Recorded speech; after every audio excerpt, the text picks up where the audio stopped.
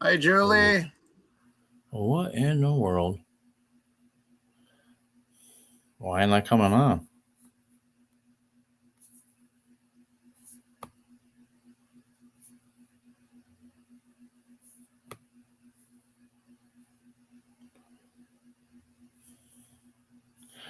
Add your channel. I did. It shows here your link or paired in. Okay. It shows me all the platforms. Okay. It says Kick, Live, Facebook, Twitch, YouTube. Yep.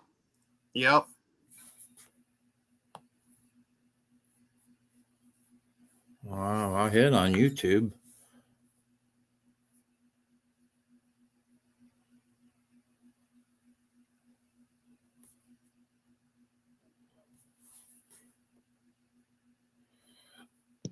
Hey, Lone Star. Hey, how's it going? I think it's working.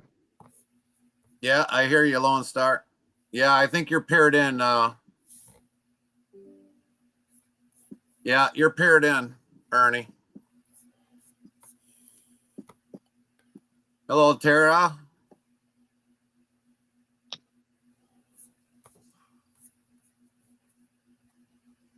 All right. You see me now? Let me look on YouTube quick here, Ernie. Oh, let's see your truck still. Yeah, you're good for right now. Oh, okay. So we pull that off. All right. Quick here, Ernie.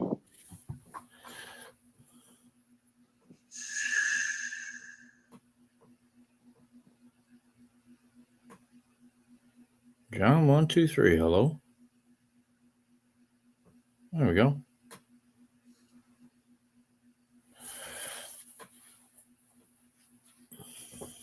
John's over here too, eh?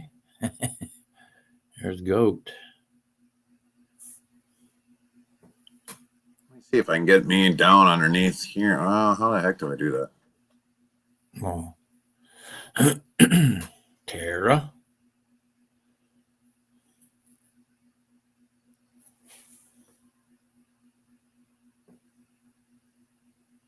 Hey, Jim.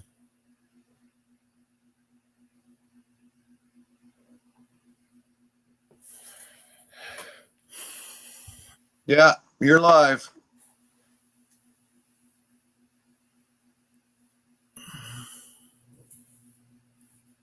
That's all I know, Ernie. You're live. Yeah. Online? Okay.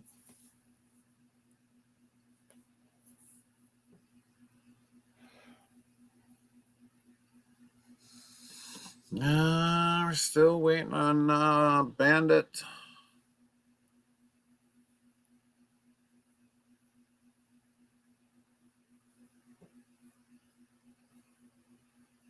We're still waiting.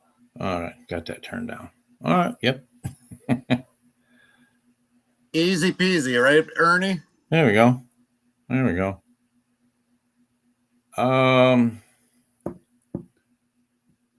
Tara, you can do that. Yes.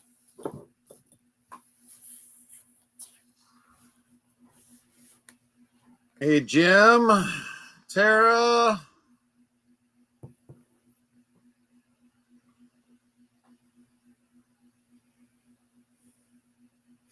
Hey, Vicky.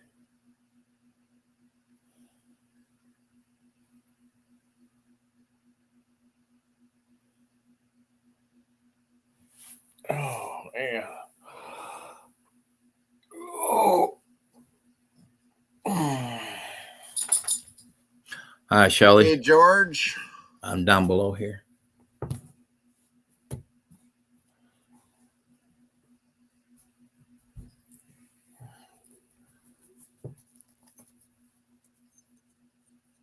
All right.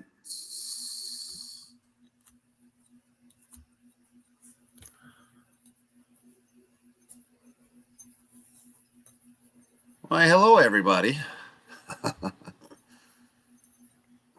We're still waiting for another driver to come in. Lone Star, how you doing today?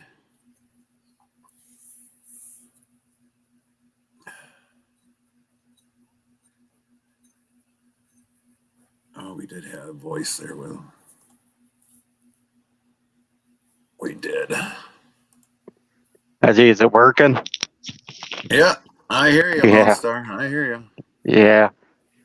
I'm just wasting time on a Saturday. That's about it. Yeah. Where are you at today? Oh, I'm at home today. Oh, nice. Home time is always good. Yeah. Home time is always good. I've been spending more time in the truck shop these days more than anything, so I like that. Oh, yeah. Oh, most definitely. I truly know how that is. It sucks being at a repair shop all day long. Yeah, well, I'm lucky the company owns one. That's what I went to school for, so that I get paid better.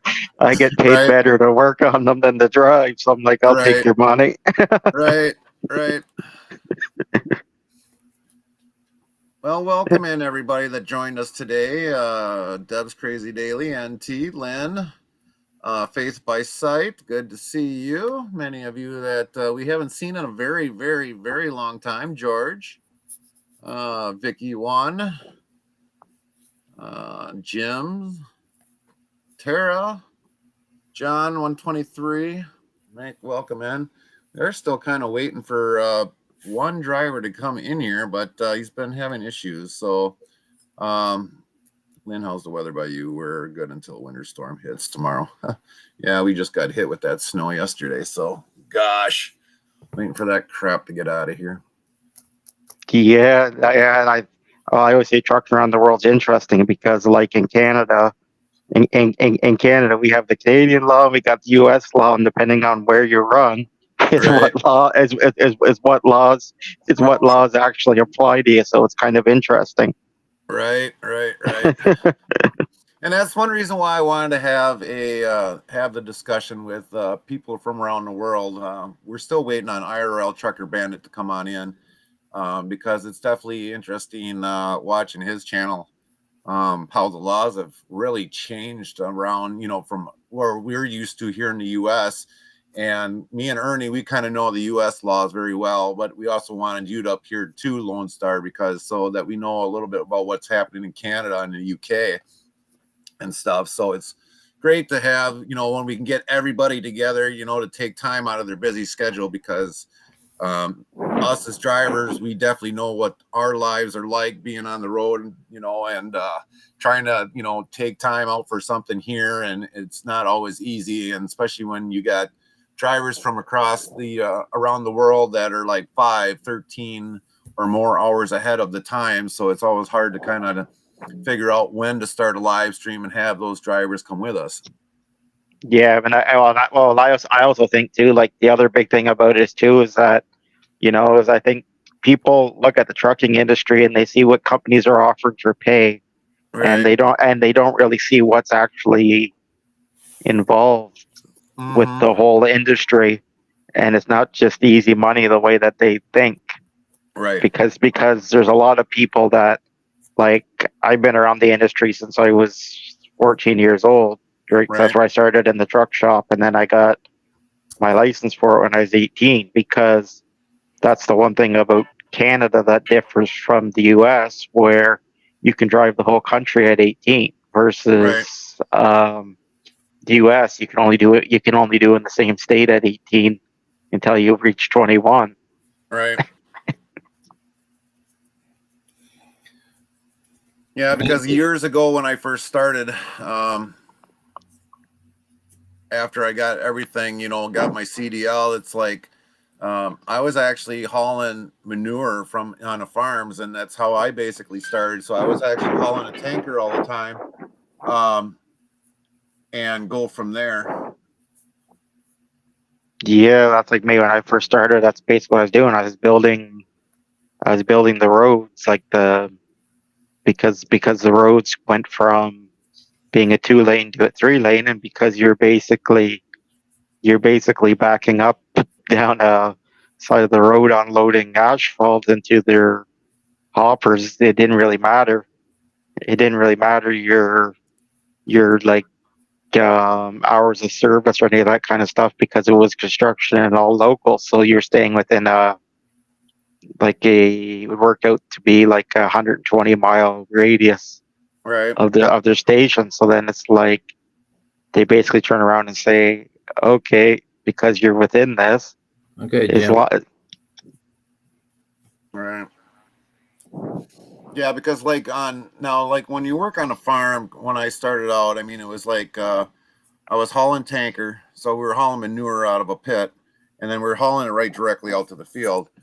And I mean, that's where I first started. And there, you didn't really have, hours of service there because, like, for farm, if it's mainly for farm, you're exempt from hours of service. And the same thing was when I started hauling haylage and silage. I didn't even have hours of service there. I could have just ran nonstop 24 hours a day if I truly wanted to. But when I was doing tanker, I mean, the guy, he was like, oh, tomorrow's always another day. He's like, we're always going to have business. He's like, I'd rather have everybody well rested up and definitely go and basically just go home, relax, and then start a whole new day. So, I mean, but when it comes to hauling haylage, it's not so much a rush job, but for the most part, I mean, if the farmer wants it off quick and then be able to spread manure on afterwards, because a lot of them did it after that, they were able to do it that way. And so it was pretty good. But then when all of a sudden I started advancing my career more and more or less going into, an actual over the road driving career, I mean, it changed everything because like now you got hours of service you got to follow and everything else. And I started out with a kind of a ELD. It was an ARBOD at that time. So, I mean, it's like I was learning how to do logs without doing the paperwork because I hate doing paperwork. Yeah. Well, the paperwork sucks, and that's what it was. Like, there's so many different exemptions that people don't realize because it's like construction, farming, medical is like the three big exemptions for the stuff, depending on what you're doing. So, Right. so the big thing during the pandemic was like people go, well, you see a lot of truck wrecks. So I'm like, yeah, because government was turning around and saying, okay, you're exempt from hours of service because you're running hand sanitizer or something like that. And it's like, okay, this makes no sense because I'm like, you can only drive so many hours safely, no matter how you look at it. Right.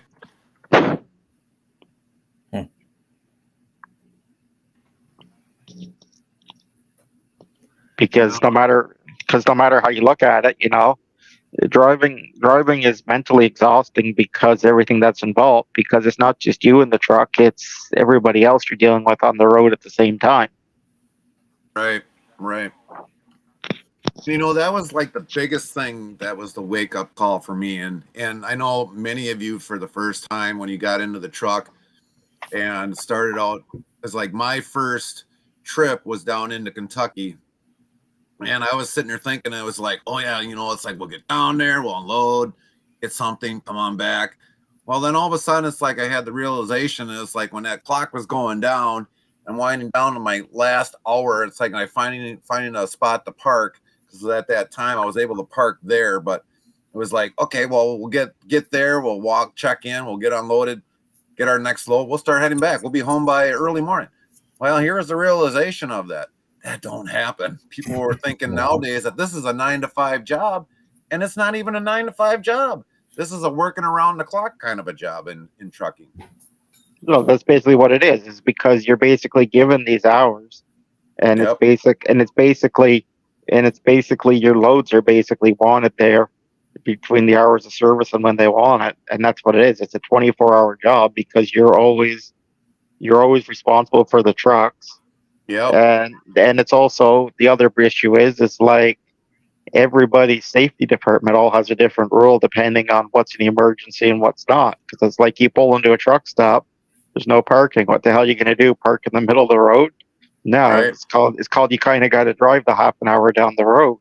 Right. Or right, and then or it's like you got 20 minutes left and you see, okay, there's a Flying J here. Now all of a sudden you go in that Flying J, there's no spots. And it's like they expect you to like pull over on the side of the freeway and park. Well, I'm like, you can't do that because it's not Right. safe. I've seen too many trucks be rear-ended from stuff like that. Right. It's never good to park on the get off, but to get on, yeah.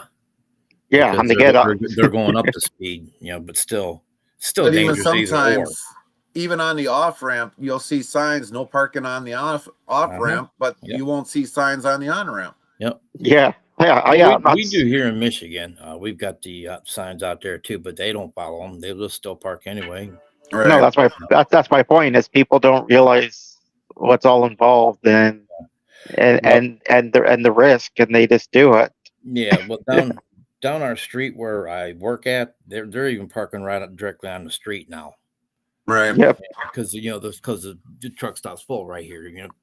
You know where exit 15 is, Gary. Here, you might even too if you know where. Yeah. 15 on 75 is here in Monroe. Yeah. Michigan. Yeah. I've driven most of the U.S. Like I've driven Alaska. I've driven every U.S. state other than Hawaii. Yeah, we got a little small pilot, and we got a big, Travel Centers of America, but they get filled up fast. That's what I'm saying. They'll go back in that industry where I work at, where I pull out of, and they'll park right in the street. They don't care. Yeah, that's what I'm saying. Is the truck stop parking is limited. Yeah, it is. A lot, and a lot of companies use the truck stop parking lots as switch yards. Mm-hmm. So there's trailers. So there's trailers parked there, clogging your parking spots, and then you're paid, and then they do the paid parking thing, and then everybody turns around and it's just a scam. How they can come up with that paid parking. That's just total BS, I think. Yeah, it is, because I mean it's like the TA. There's some truck stops. Literally, almost every space is paid parking. It is paid parking, yes. Especially that one over there off of 55 down there. It's a Petro. Almost every spot, or TA, I can't remember which one. Almost every spot is paid parking. Right. Right. So back when I was running hard over the road, back before they come up with that ELD, I had spots all over the United States I had parked, and that's where I would not tell nobody about my spots, because I want to keep that spot for me. Yeah. And normally a lot of times too, for us, I mean, like, when I'm hauling, I mean, we usually have places in between there where we deliver at. And we usually know where we can park. So, I mean, if it's not a truck stop or a rest stop or something, it's like we had all our other alternatives where we could actually park at. But, I mean, it's like you don't want to give your spot up because sooner or later some other company guy takes it. And it's like, dang it, why the hell did I open my mouth? Yeah, that's pretty much what it is. And then a lot of shippers now, too, they'll say, oh, you can't park here. Yeah. You can't park here. You can't leave a trailer here. So it's like, okay, it's like, okay, my company says I gotta go from here to here, and you get X amount of hours of service. You got X amount left, and it's like the guy's like, well, it's going to be 4 hours to unload your trailer or 4 hours to load, so you end up getting stuck there. It's like everything comes in a truck, and it's the one thing that people fail to realize. Without trucks, everything would stop. They need to do more like what Indiana's done, build those parking spots just for trucks only. I think Tennessee's got a few of them too, trucks only, where you can park. Yeah, they do. I think it's like 40. Yeah. 40 or 20. It's going out further out towards the east. They have some of those that are just for trucks only. Yeah, they got a few of them. Yeah, they got a few of them. It's like the 81, even like in upstate New York, they've got a few of them where the DOT guys will go through them and they'll say, hey, you're not in the truck, get out. And the same thing here, like even Canada. That's the one thing I like about it is like we've got the scales, and out the back of the scales, you can park a truck. And if a car parks in there, they'll turn around and tow them because they'll say, well, hey, this is for trucks. Trucks is what moves everything. Yeah. Some places, some of the ones here in the United States you can park at inside the scale houses, but then some they'll block her, that like Ohio, they'll block the scales where you can't get in there to go park. Yeah, I know. Yeah, and that's the whole thing about it is, and that's why I think there's so many like issues, and that's why there's so many people that get out of the industry, and then it makes it harder for everybody in there because the experienced drivers are hard to come by, and it's the experienced drivers that actually understand everything about it. These guys that come out of truck school, 90% of them they fail on their first year because they'll turn around and say, well, I can't handle this. Oh yeah, right. Well, like a lot of the people that go into the school, I mean, it's like the tech school here, Fox Valley Technical College, in the transportation department. Let's say you get 100 people that actually go to the school and get their CDLs. Only probably 25-30% of them that wanted to do the over the road, where everyone thought, oh, well, this is a 9 to 5 job, until they get the reality, like I did back then. A lot of them usually leave out of the trucking industry and go to something like maybe dump truck or garbage hauling or whatever else. And there's probably only 25 out of the 100 that will actually stay into the trucking. Yeah, it's like here, the whole country basically has a job retraining program, and basically it's the same thing. So through like the tech schools that are truck training academies, you can basically get 100% paid for it by the government. That's $15,000 to $20,000 with nothing asked. So all these guys go through it and they figure, well, hey, I'm going to be a trucker, and this is going to be a 9 to 5 job, and then they come realize, well, I have to go to a starter company and put in my time before I can even get something that's a 9 to 5 local, if you're Right. lucky enough. Yeah, because usually the most senior drivers, they'll usually get those jobs first. Now, if somebody that's a rookie can get very lucky to get a job like that, but mainly, it seems like in the industry, you got to earn your ranks before you actually get a lot of those jobs. Because, like for me, I always wanted to stay busy, but I also wanted to be able to, um, make good money and everything else. But like, there's certain jobs that I did know. A lot of people know that I was in Expedited. A lot of drivers hated us for Expedited because it was like we have priority out of those that are waiting. And then there was times that we bumped people out of the dock because ours was an absolute need product, and basically go from there. So, I mean, it's like when it was an Expedite, it was great. It was great money. But the bad thing was being married to your phone nonstop. I could not handle that anymore. No, the thing about it is that the older you get, the more you have a life outside of the job, and you've got responsibilities outside of the job. So Right, it's like getting into it as an 18, 19-year-old kid. You don't have a wife at home 90%. You don't have kids. You don't have hobbies. It's fine. But right, but you get it as a middle-aged guy that worked in the factory all his life, and he got laid off, and he gets into it. It's a shocker because he's got 2 or 3 kids at home. He's got a house. He's got everything to take care of, and it's a big difference. So it's like you're sitting there balancing either wages or home time. It's like you can't have both. But then right, when you got 20 years in, it's like, okay, the companies, you can say to a company, well, hey, I don't want to drive there. And they'll say, okay, fine, we'll give you this instead, because they know if you say go fly a kite, company B will give you a job tomorrow. right. Now, Yeah, for it's some of nice. you that been in it the longest, well, Ernie and Lone Star, how many years you got in? So I started when I was 18, so I'm 35 now. So I got about 17 years in it. Okay, you got 17 years. I got about 24 years. Ernie, how about you? God, I started back in 1987. It's time. So No, I you've did. got a lot of years, and we'll count it. Just live that way, yeah. Yeah.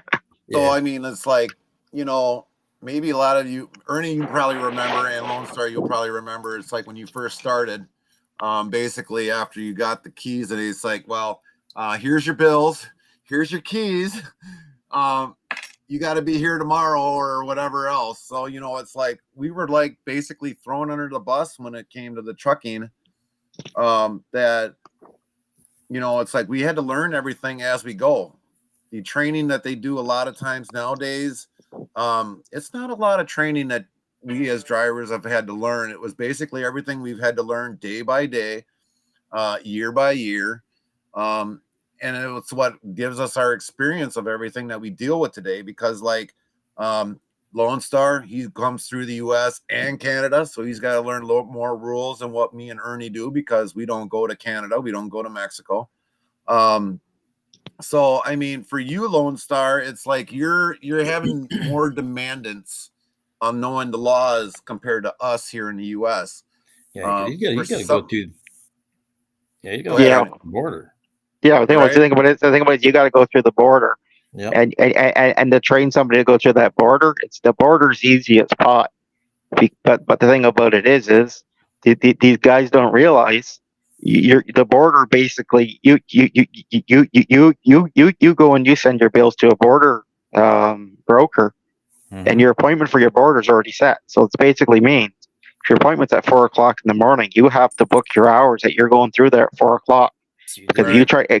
try to go in there 20 minutes later, you have to turn and rebook, and then your load's late. So then you're lost money, depending if you're owner operator or your company driver, whatever, because your next load that is booked going out of where you're going, you're not going to get. Right.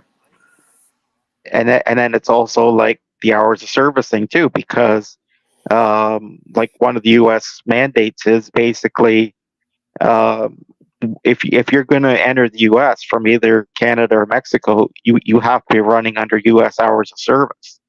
So countries like Mexico, there's no hours of service. If you want to drive a truck 24 hours a day there, you can. Right. And that's the reason why in the southern US on the Mexican border, there's a lot of trading centers that are halfway in Mexico and halfway in the US. And they'll turn around and put an American truck on one side and a Mexican truck on the other. And a pallet guy will move stuff back and forth with a customs officer in the middle. Yep. That's what we call cross docking. Yeah. But it's like extreme crosstalk because normally in crosstalking you don't have a border agent in the middle. Right. Yeah, Oh, and there were customs in between the middle too, as well with Yeah, that. yeah, that's what I'm saying. So that's like an interesting fact, which I don't think a lot of people realize. No, because I know one of the last few trips that I did as an expedited was doing a cross border going into Mexico, and I mean it's like we tried to get there early, and it's like nope, the appointment time's set the way it is. The other truck is going to be here at the same time. That's the way it is. It's like we're not going to unload it and leave the product on the dock until that other truck. So, unfortunately for us, I mean we got paid for the layover for that, but yeah, it was a cross docking that was down in Brownsville, Texas, and the other truck was there right away. So it came off of ours, went on the other truck, boom, we were gone. That was it. Yep. But it Yeah, takes but forever to get our yeah, paperwork. Laredo, they do the same thing in Laredo, Texas. They do the same thing in a lot of these things. And that's what people don't realize. Like US is one of the most complicated countries when it comes to trucking because US laws are taken a lot more seriously, which is the one thing that I commend the US for. It's just the big problem is the federal part of it looks too much like too much to California. It doesn't set the laws for the other states. Right, right, And that's the whole reason why now, like a lot of the bigger companies now, they're basically setting up in surrounding states, basically cross dock facilities where the California drivers go on one side and the other guys that run the other states go on the other. right, Because to try to avoid it, but that's probably a subject not to talk about. But it's just interesting. right, right. No, I don't know. There was a few weeks ago, and you probably know this, Lone Star, maybe not. We actually had a driver that was doing a load that was going into Canada, but it wasn't actually going into Canada. It was actually coming in by um, the bridge there, just north of in Detroit, and it was dropping off there. But apparently he couldn't drop it off because they said that the border was closed at that time because something about that the product wasn't inspected.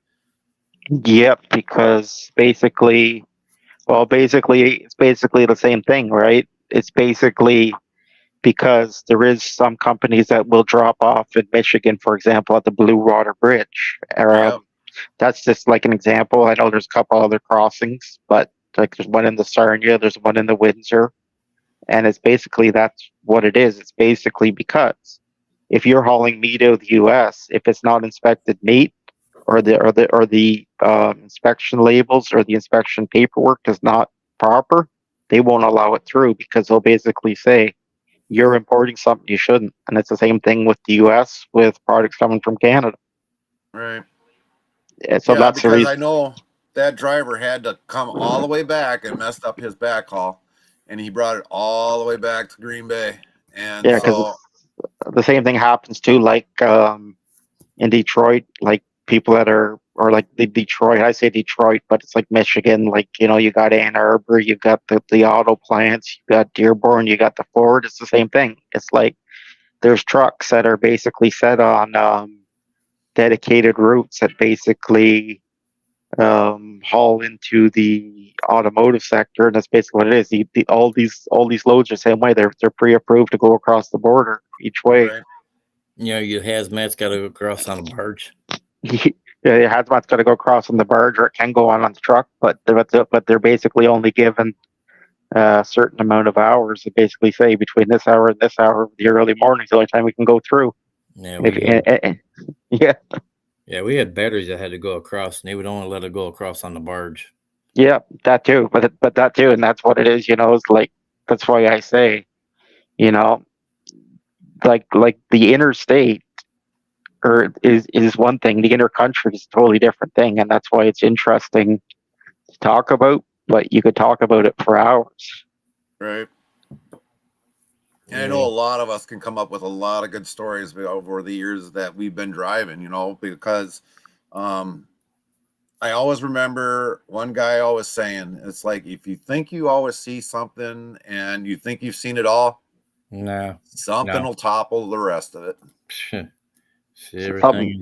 Something with all the rest of it. It's like I remember like a lot of times like the one factory that we've got nearby that I'll haul out of makes airbag yarn and carpet yarn and clothing yarn for the different automotive sector, and they'll turn around and they'll have loads going to like Chicago O'Hare Airport. It's the same thing because they're going to the Middle East or they're going to Japan by the planes and stuff like that. Because the one thing that North America, like U.S. and Canada, has that Mexico and the Asian countries don't have is we can make a good quality raw product that we can sell to the world. Right. And that's why there's so many government issues, because the government doesn't realize how much power as countries we actually have. Not that I'm trying to get into politics, but I'm just saying it No, as a statement. isn't all of trucking politics? Yeah, that's all of trucking is politics. That's one of the reasons why I brought that up. Yeah. It's just No like Will worries. Burner. Trust me, there's definitely politics that we talk every once in a while on my channel, and I, you know, it's like what I said. Everything in trucking is always politics. Whether you got California intervening on how trucks are made, DEF. I mean, do we all Yeah. like putting DEF in our trucks? No. That No. shit smells. That shit smells, because if you look at it, if you look at DEF, your raw product from DEF is the same raw product that makes fertilizer. Is Right. it now? Right. Yeah, it's urea. It's basically it's basically urea, and it's actually water. It's basically highly filtered water, and that's what DEF is. Right. Okay. And then it's basically just a chemical process. It's like the one guy, you know, like he's on YouTube, Wheel Burner Express. He'll sit there and he'll talk to me for hours about this stuff. Sometimes I'm like, Yeah, he's 'cause on here now. Yeah, he's a good guy. Yeah, he's on here now. He says he's done 33 years Canada and U.S. He says he's seen it all though. Yeah, he's seen it all. You never see it all. Well, You I never tell see you it. what, I thought I seen it all until like last week. I think it could have been like a couple of weeks ago. I was out there on I-80 going eastbound over to Youngstown early in the morning. Seen a day cab, 53 footer down in the ditch going the opposite way. Yeah, but the thing about it is like, I think about it is like up here, like, you know, I've seen trucks blow off of like the Skyway Bridge, trucks blow off of, you know, the Blue Water Bridge, trucks blow off of the Thousand Islands crossing that's going in upstate New York because of the high winds. It's like, holy crap. It don't take much to blow one off. No, it don't take much, and especially if they're not loaded. So Yeah. like there's actually been bans for empty trucks. Yeah, I know. There was one time I was coming back up from Green Bay there. We had those high winds there, and I was probably less than like they say, within the last 20 miles of your trip, that's when usually an accident happens. And all of a sudden, I think it was like 15, 16-mile-an-hour winds that I had with an empty trailer. Now, I had the axle slid all the way back just so I, try to keep some weight back there. But all of a sudden, going down the highway, we're coming up I-43, and next thing you know, I felt the trailer just like and then slam down, and it's like, dang, I almost had to change my drawers right there and on the spot. Yeah, then wait till they make you haul trailers with like the California trailer tails because the wind blows off them like sails. Everybody thinks that they're helping. They make it 10 times worse because Right. the wind catches it depending on which angle you're on, and it'll blow it all over the place. And the funny thing is like now a lot of the fuel tankers, you'll see that kind of like where they got the side skirts on them. But, it's like with those tankers and some of the flatbeds, they got a greater advantage, but at least because the wind can kind of go over it or underneath it, and they don't have to worry about it being like a big old brick being blown across the road. That's why I like that low boy I was running. Yeah, Running them trucks, but that's hard work. Very yeah, it's hard. It's hard work, but they and people don't realize what's involved with stuff like that either. But no, it's like but that's what it is. But the thing about it is because the trucking industry's changed from being owner operator based to big corporations. So what it is. so the owners of the companies see, I'm going to save half a mile per gallon. Woohoo! All of a sudden now I'm saving $1 million a year. Right. And it's kind of like crazy when you think about it, but it's the reason why I say people as owner operators or experienced drivers have to stick together on these issues, because you're the one that holds the power. But you can't That's get right. them all to stick together. That's the problem. No, Yeah, that is the problem. That is the number. That's a big problem because they don't care no more. No, they don't care no It's not more. really so much they really care. I think it's just that the fact is and this is what I've grasped from a lot of other drivers. They're more or less worried about feeding their family than changing the rules, to make it fair for everybody later on down the road. Yeah, well, I've only got like 6 more years, thank God. Yeah, well, that's the thing about it is because you basically say something to a company owner, and like a good friend of mine, his girlfriend, her dad owns a company in Toronto that runs Canada US, right? And he'll ask me a question about something, and I'm like, what answer do you want? Do you want the honest answer, or do you want the political answer? Because the honest answer and the political answer is two different things. Mm-hmm. So it all depends on which way you want to go about it, and what you actually want to hear, because it's basically what it is. It's basically you invested your life as an owner operator into this truck. That has to pay your bills, Right. till your retirement fund builds up, or until somebody gives you a better offer to do something else. But once you reach a certain age, it's like, I don't want to start over again. Yeah, I know. Like a few years ago, when it was getting really rough, I've had the company president basically come up and approach me, and it's like, we're willing to hire you on as a company driver, because things are getting bad. Because we at one point in time, it was getting bad for us. And I mean, with the Godmother truck that we had, it was mainly in the shop more than what it was on the road.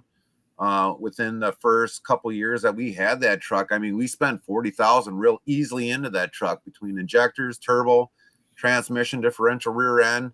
I mean, that builds up quick. And I mean, the president said, well, we'll hire you on as a company guy. And it's like, no, what for? It's like, then I basically got to do what you got to tell me to do. And it's just like, we'll make it through it. We eventually did. But it's like, I guess it was the pride that, because, when times get down there, you as a person will say, okay, we can do this, we can hold off for a little bit, or it comes to a point that you say, no, we can't do this anymore, and maybe it's the best way to go. But I mean, luckily for us, we were able to keep going and not have to become a company driver once again. Yeah, it's that. Well, it's that, and it's also too the fact that as an owner operator versus a company driver, you also have more level of leverage because the owner operators, you have a lot more choice of saying, well, hey, I don't want to run these states. These are the states I will run. This is the loads I will run. This is what I'm willing to do. Versus the company driver, they're basically said, well, here's your keys, here's your wheels, have at it. Right. And make sure you're there by 9 o'clock tomorrow morning. yeah, that's pretty much what you get. Or you look at a trailer and you'll be like, well, hey, this trailer's got 3 bad tires. I ain't gonna pull this with my truck. Get tire guy out here or give me a different trailer. Whichever one you want to do. Versus the company guys, you're pretty much screwed. Right. And that's why one of the big arguments for some people would be, it's like, do you want to own a trailer or do you want to do drop and hook or live unloading or live loading? It's like the benefits involved to each one. Sometimes you will have those options. Now, like with me, during the week, could I be facing a drop and hook? Sometimes. Is there live unloads? Everybody knows. I mean, in trucking, we always do what we call the waiting simulation game. Just sit there and wait. Like Ernie was doing trucks before.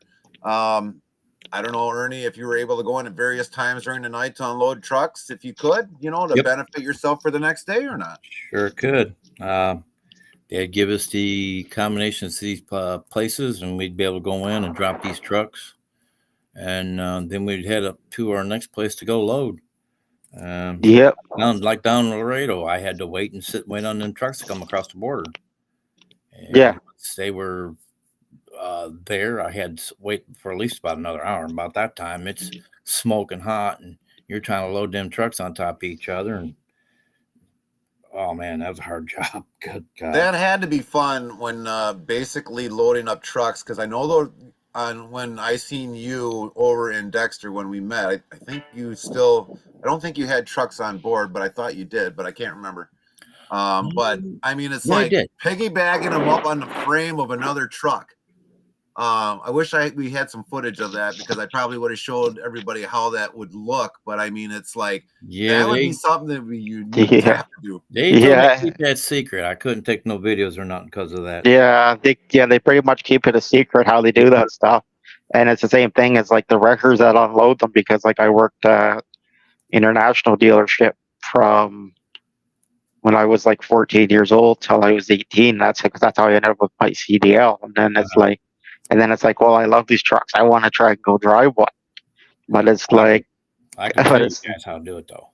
Yeah, I say I could tell somebody how to do it, but it's like it's a heavy guarded secret. And that's why even the wrecker companies that unload those trucks, they're basically all pre-booked, and basically only certain people touch it.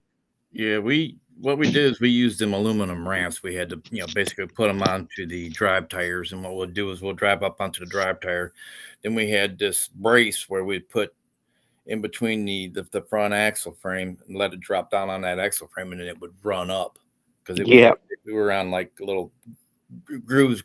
Yeah, you could run them up the rail, the truck that you're going on top of. And then once you got it on there, it sat at the height that you need. When you take your ramps and put them on the next tire, and it was a vicious cycle. It's a vicious cycle. That's what it is. It's quite the thing. That's where Ernie said it was a lot of hard work, because it's like you definitely earned your money for that. You earned good money. 3 loads. If I can get 3 loads in a week, I was making everywhere close to $3,000 a week. Yep. They pay good money. It's like heavy hauling. It's like you take 3 loads. You take 3 loads of aluminum bars to a mill, or aluminum coils a week. You can make, mind you, this is Canadian, so probably the exchange would be the same thing. $3,000 to $5,000 US a week you could make, but it's also what you expend. No, you don't need a diploma. I've got my GED. No, you don't even need a diploma as long as you're of age. Now to get a No. as long as The you're way the industry is getting nowadays, no, you don't need a diploma. No, you don't need. They're no, begging for drivers right now. they're begging for drivers. It's just the big thing about like what I say to people. If you're going to get into the industry, you if you're in the States, you take the state lottery grants. Think the only thing you don't think the only thing is you can't have a felony.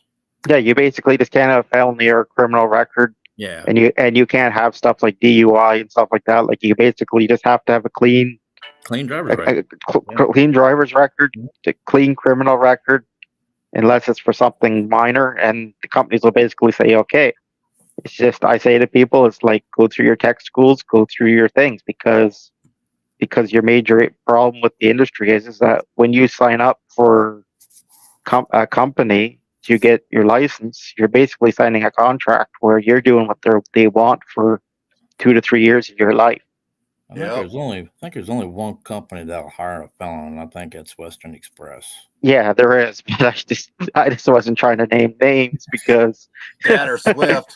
Yeah, Swift will too. Swift does. They're self-funded; they can do that. No, Swift can do it because Swift. Yeah, because it's basically Swift, Schneider, Western Express are all self-insured, and it's so they could do it, and it's basically it's the same thing. Same thing. Like if you own a fleet in the U.S., you basically you can basically choose to be self-insured, public insured, or like use like an insurance broker, insurance agency, or you can choose to do captive insurance.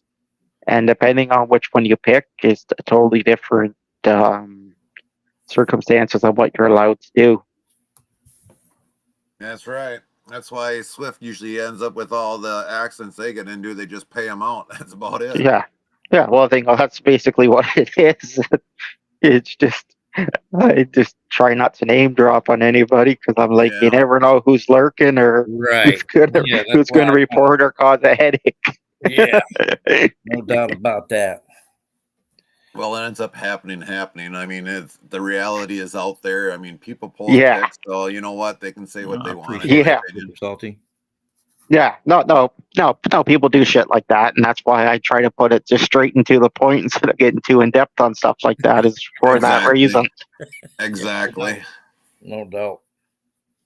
Yeah, that's more what I meant. When this gig came up there, I don't want to interfere, but when this gig came up to run local, I took it. I'm driving local now. It's stress free. I do 3 or 4 stops a day. I run local. I run into Ohio over in Youngstown, which is 400 miles round trip, and then I do Michigan, which is 500 and a little over 500 miles a trip. And couldn't ask for anything better. I don't have to put up with that headache trying to find a place to park, and what you guys do now. And I feel for you. I mean, I was out there doing the same thing, running hard and trying to find a place to park, especially with all them trucks on there, and well, it got to where we were allowed in some places, where we could stay the night, and then we got unloaded. It's like all over there in Baltimore, Maryland, loading up them vans. We could spend the night there, but you just couldn't say it, what we're doing. Just go ahead and just do it. Right? Yeah, because one of these things where even like some of the U.S. ports I've been to, some of them will say, okay, you're hauling this, which is special because you're hauling a fire truck or something. So here, we didn't see nothing, but you can sit here and park. Mm-hmm. Baltimore did that. Seattle did that quite often. Mm-hmm. A few of the other ones, and it's like a couple of them in Texas. And it's like, okay, this is interesting. Even Canada, like we got ports in Toronto, we got ports in Halifax, Vancouver, Nova Scotia, same thing, because it all depends on who you know. Mm-hmm. And it's one of these things where it's looked at depending on who you know. Yeah, that's why I always went up to the people and I talked to them, and tried to get real good with all the places I, delivered to, and see where I could stay out, what's close, always bugged their ear, That's basically what I say. It's like always bugged your ear, and the same thing even like with shippers, receivers. Mm-hmm. Always be polite and friendly because your shippers and receivers will remember your face. Oh, sure. And when you need a favor, uh-huh. once you've done them well enough times, they'll turn around and do you a favor because Always, because they want to see the same guy coming over and over again. You always know, if you're talk gonna, golf. Always talk yeah, golf because 3/4 of them like playing golf. But yeah, here's one of the bad things. It's like, okay, you might do good for them, but then all of a sudden another driver will come in there, empty out literally all his trash out on their parking lot, which ends up usually spoiling it for the guys that actually stay there. That's what irks me the freaking most, especially the backside of these truck stops now. I mean, they're just not taking care of them. They don't care. They've got a great big bin up there. Why can't you walk? I've seen guys do a whole bags of stuff out there on the driveway. yeah. I was like, the three. What was that? Three. No. I was saying it's like you see like trucks working on them. Some of the guys will cut holes in the floors to throw their garbage out. It's like, what the hell? Yeah. Do more than that. Some of these truck stops smell like just, Yeah. you know what I'm talking about. Yeah. Because like there was the one day that we were heading to Michigan, and Lynn knows, and a couple of the others that were following us that day. We stopped in Michigan there. We stopped at that Love's that has the Hardee's, and we got out, and all of a sudden I come back and I look down the ditch, and it's like it's all layered across. It's like with garbage. I'm like, Jesus Christ. It's like, that's why people after a while, it's like when they put the reserve parking in there, maybe what they should do is like make sure if there's garbage behind there after they leave, they've got all their information, charge them for all that garbage, because there's no reason why that should be like that. No, a lot of them throwing what they had in the back of the trailer right out there. They're just sweeping it right out there. Not a care in the world. Yep, and nothing about it. I'm like, look, are you going to leave that there? Screw you. Really? Okay. Write their name down. I took it in, gave it to the people. Right. They walked out there and made them clean it up. Sure did. Because we see pallets, we see load bars, we see tires, miscellaneous. I've even seen somebody's rejected product out there. It's like, man. Mm-hmm. I mean, it's like for a lot of the rejected product we bought, I mean, it was either Hostess, Ho-Hos, or something else. I mean, I'd load it in the truck if they didn't want it. I'd load it in the truck. All of a sudden, it's like we got the food pantry right down here. They know me by name. I've taken so much stuff there by them already. It's like they know me by first name. Yep, I used to. Yeah, I used to get what Wheelburner's saying here. He's saying, why do we think about Walmart? Because we've ruined that too. Yep. Getting to park at Walmart's because they're throwing stuff out. Yeah, because that's basically what it is. It's basically back in the day, everybody could park at a Walmart or a big chain like that, and they didn't care. But then all of a sudden, everybody just used them like a dump. Mm-hmm. And once you turn around and use them like a dump, do you really want to do you really blame a company for not wanting to pay for maintenance to clean up? You can't. Because it costs them. And it's even like me, I've hauled out of like Walmart, Loblaws, and that kind of stuff, and they'll, and they'll literally have trucks sitting there with. But that's a good thing about up here is that they'll basically take the rejected product and load up the trailers, and the trailers will go to the food pantries because that's right. Because something got busted open or something like that. Even and Walmart and stuff like that does it. A lot of people talk crap about them. Well, I'm like, it's good to see that they actually are giving back, versus there's other food places where they'll basically put everything in a dumpster. It's like, geez, what a waste for all the hungry people. Yeah. And it's like they could easily just, give it to a food pantry. That's all they'd have to do. Yeah. I mean, it's like we've got a food pantry right up there near Green Bay, not far from our yard. We've got one down here in Appleton, and it's like, but the one up in Green Bay, I can actually pull into their dock and drop stuff off if I need to. But the one here in Appleton, I got to unload it either out of the truck or the trailer to put it on the back of a pickup or a car and drive it over there. So, I mean, that's one of the good things. I remember having to do that one time. I had 4 skids of baby zucchini and squash, couldn't get rid of because it was, but I just happened to be talking one day, talking there at the truck stop, and the lady goes, well, I got cows and pigs. Can I have it? You can have all of it. I'll even help you load it. Yep. As long as it's going somewhere and actually being, instead of just going into a landfill, it's like, The first option that I always try is always make sure it goes to a food pantry. You know, it's like our dispatch, you know, they're usually pretty good at trying to find a food pantry in the area. And we usually always give it to them first. That is usually always our very first top priority there first before it just ends up going in a garbage or anywhere else. Yeah, well, it's important, and I think, well, I think that's what the other issue is. It's that you see games like American Truck Simulator, and people think, well, trucking's like American Truck Simulator, and I'm like, nah, I've logged like 4 million miles on the game, and it's like the game. Some of it is real, like the routes and stuff like that are real, Yep. but everything else is totally No. made up.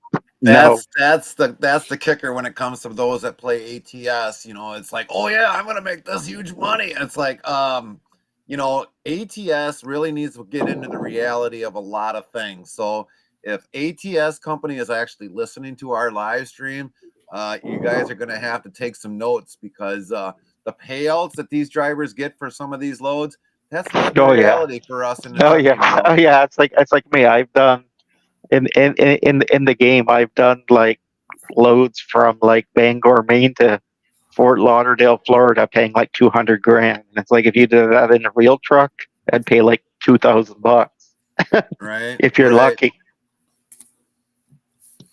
Well, hey, Queen, good to see you.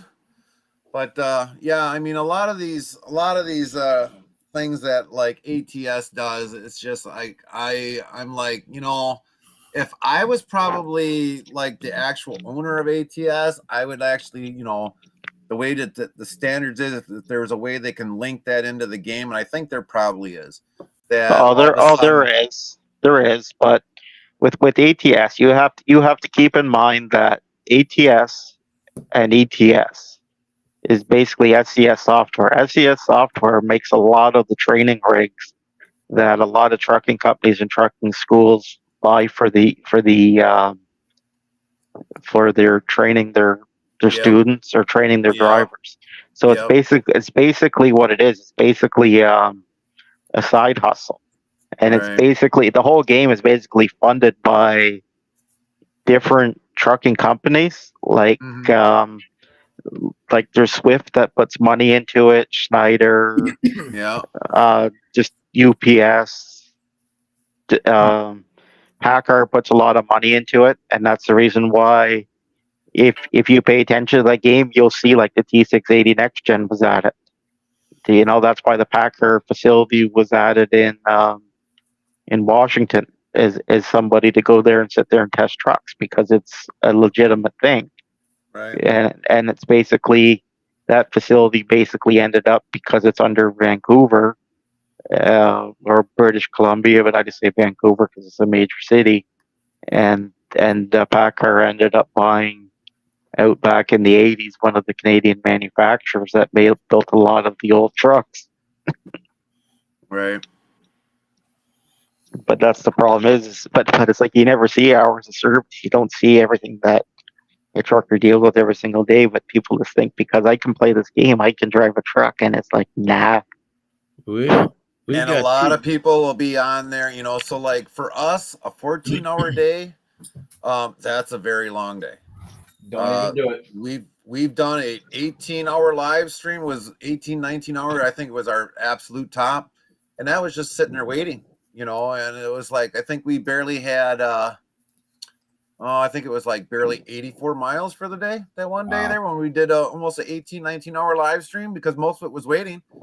And it was like, dang, it's like, but like those that play the ATS, I mean, it's like they don't take a break after 11 hours. Some of them might be running a 24-hour gaming thing, you know, and it's just like, it's kind of bad when you're kind of doing that and you're not really following the laws of hours of service by then.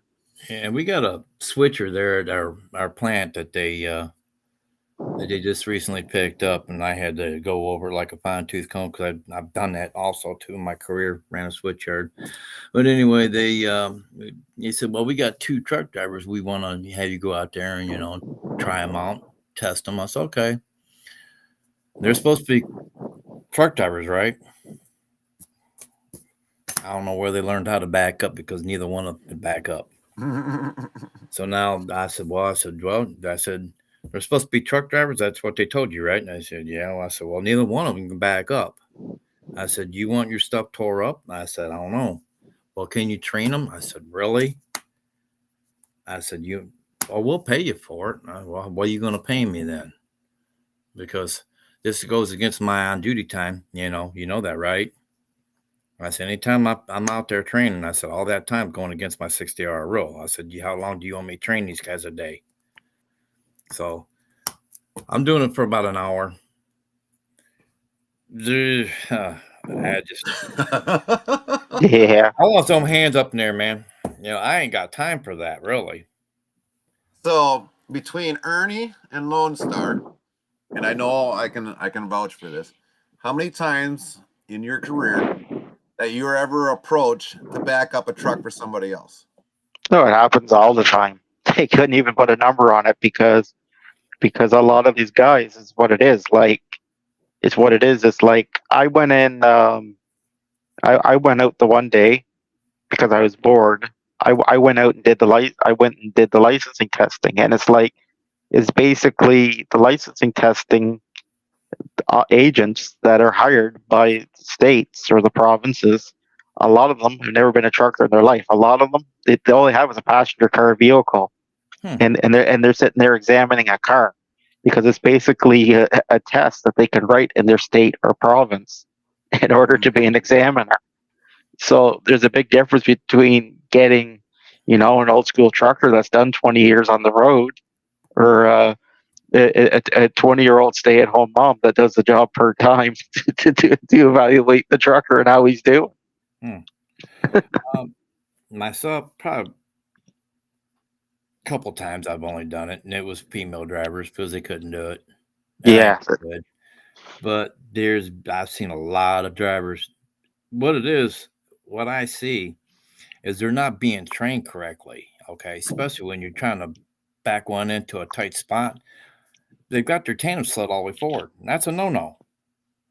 I mean, I know they got it set, but count your holes. That's a no-no. That's a no-no. What's that? That's a no-no. Like because people slide the tandems all the way back, and then they can't turn the trailer. Yeah, one of the things all the way to the back.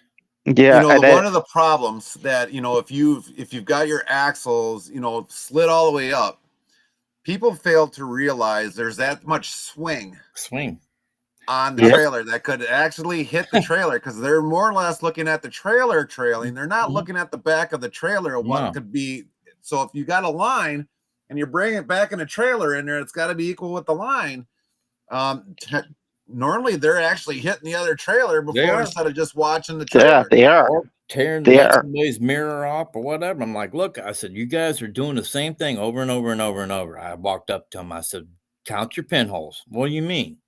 Count your pinholes. Where are your pins at? I said, now I'm going to teach you guys the correct way. Well, what do you mean? I said, just count your pinholes where you got your tandem slid.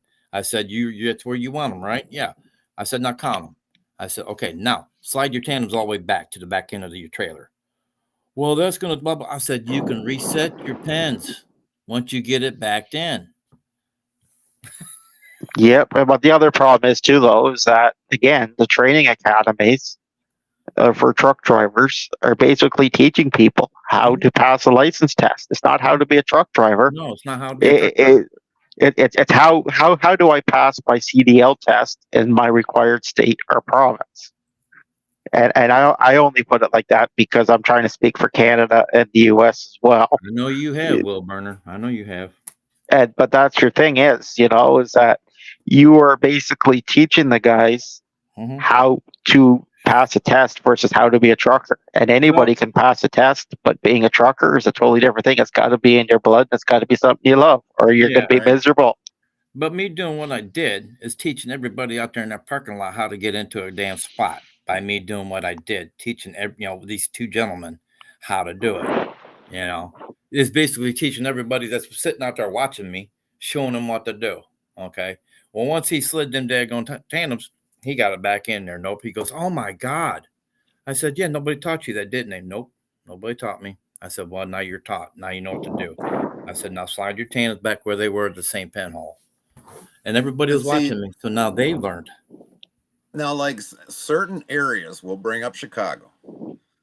With some of the very tight spots that there are there, sometimes you have to bring them axles forward, but you got to always remember where that trailing is going, or that back end of that trailer is going, because it's like trying to get in around some places of Chicago.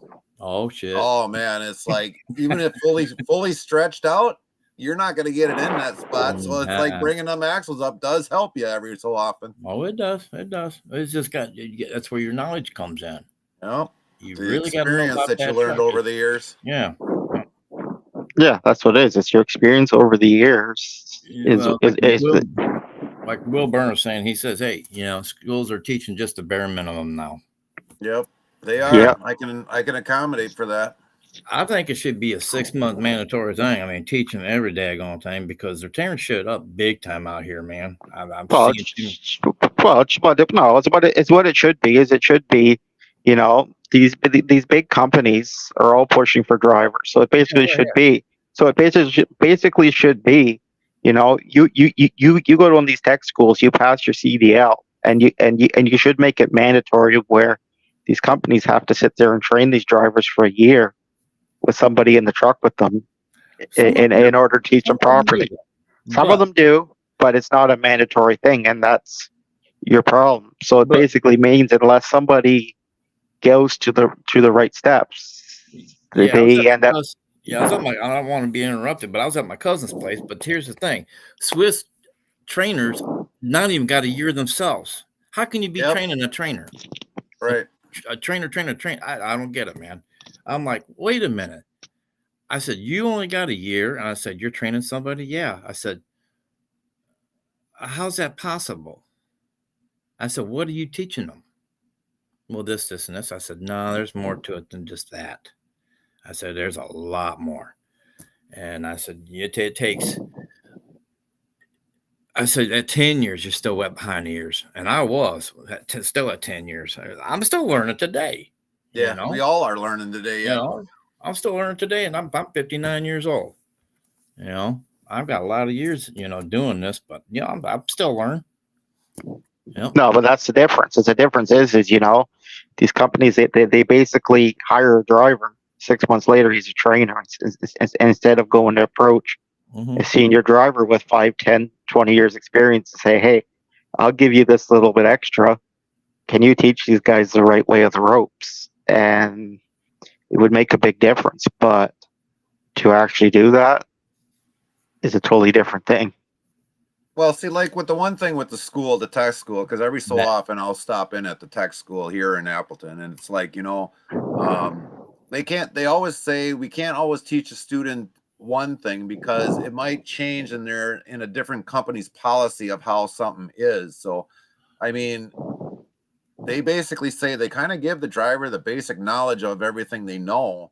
But like the last time I was there, probably about a few months ago, before they really started mandatory ELDs, I mean, they weren't even teaching them how to use a ELD. It was still paper log. So, I mean, it's like, should the schools around the United States have to update more on that, make it a 16-week program instead of a 10-week or a 4-week or a 2-week program, to actually give these new drivers, some more information on everything that's going? I mean, if I was going to do a school, I mean, yeah, it would probably be a 20-week program, because there's so much, even when we go in as drivers to apply for a job. I mean, they're cramming everything down in you in like 20 minutes and then giving you the keys and kicking you out the door. That's just it. It's like, if you're going to do a training school, it's got to be 6 months minimum. But instead, these are basically somebody that's ran an instructor course and is turned around. Drivers, yeah, there's some normal truck drivers out there. Yeah, but what do you mean by normal? Yeah, that's what I was going to say.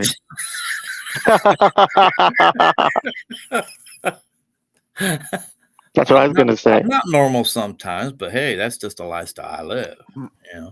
So it's a lifestyle you live when you live in the truck for a living. I see some drivers out there 3-4 weeks at a time. I used to do it 3-4 weeks at a time, but I'd come home just so exhausted, and it'd only give me like 3 days off.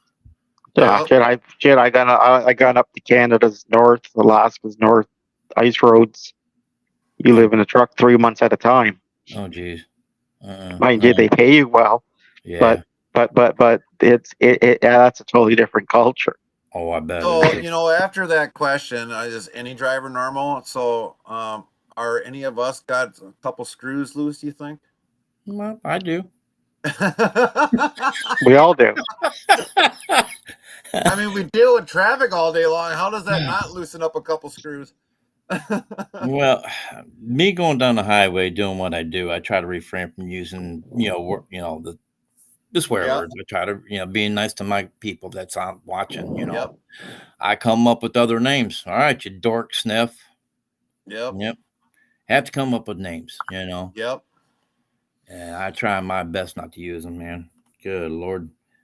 And let me tell you, I have slipped either like once, maybe once every 2 weeks I might slip. So, but I mean, it's like, oops. And it's like, and then I got Carmen over there. All of a sudden she just like splurts it out. And I just look over and I'm like, and then she's like, and I'm like, yep. It happens, because, hey, we're all human. That's right. That's right. Human. But we're trying to do a job for everybody to get their product out there to them, at the best of our ability. These people just don't realize it in these four-wheelers, and some of the other truck drivers don't realize it because they're just, I don't know what left field they're in, but they sure ain't in the right one. No. I seen this one foreigner in a Canada truck, and he just a foot on the dash and almost rear-ended the guy in front of him. Because he did not want that guy getting onto the freeway, and he sure didn't want me getting on the freeway. So I knew what was going on. I seen it, I'm like, let's just back it down there. And this guy's flooring it. And I'm not going to say the name of the truck, but I went up by him. I'm like, you need to put that foot down. You know what I got? That middle one. Yeah. Well, it's the same thing. Like I've seen freedom of speech finger. The freedom of speech finger. Well, it's the same thing. Like it's like I've seen guys sending cover letters, and it basically says, "I want to be truck driver. My requirement is must be 2024 truck, must be automatic." It's like, okay, it's like back in the day, we all learned with the 18 speed in the manual. Mm-hmm. Yeah, if you're taught in an automatic, that's the only job you're going to get is driving an automatic. Yeah, but the other thing Ernie was bringing up though too is like, a guy's got his foot on her. Well, you got some guys in Peterbilts are just like this. Yeah. Yeah. Over the dang hood. Yeah. You got the you got the guys in the W9s and the Peterbilts and that's what it is. They're just sitting there in a lowrider, and it's like you wonder why you got a vision problem, bud. And it bringing that up because like on one of our safety meetings that we had, they showed a video. And basically, he didn't. So a car was coming up along the side. He didn't see the car. The car ended up hitting the side of the truck. He's dragging the car, and that's what happened. The guy was way down in the seat. When he got back to the yard, it's like, well, how were you sitting? And he basically showed him, and he was like, that's why you didn't see the car, because you're a tall guy. What are you doing sitting down, scrouched in the seat for?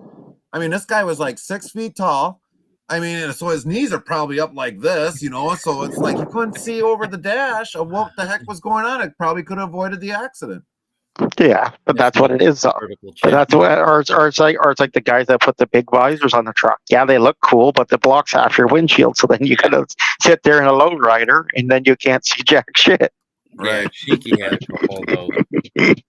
I didn't like. Yeah.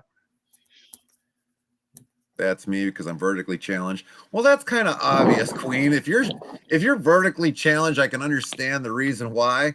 But So I mean, for if you've got the height, you should be seeing over your hood. Yeah, that's what I'm saying. Like if you're 6 foot or taller, or half decent height, then you should be set to see appropriate. There's one girl I know that she drove truck. She was like 4'11". It's like. That's a totally different scenario. It's like hats off to you that you can do that. Right. Having that many years I got, I'm sitting up in the chair and I'm watching all my mirrors, every freaking one of them, because I deal with all them cars. You do too, Gary. Yeah, I imagine you do too there, Lone Star. You know, We you're gonna be all are. sitting We're up. probably You're gonna be. watching every mirror, probably about like every less than a few seconds. Mm-hmm. So it's like, if you figure, I think was it the last time? I think it was like 28 to 3,200 decisions we're making in a minute. Mm-hmm. So I mean, it's like that's probably everything from watching mirror from left to right, gauges, everything, So I mean, it's like we're doing that much in amount of time. So we're really multitasking multiple things while we're going down each mile of the highway.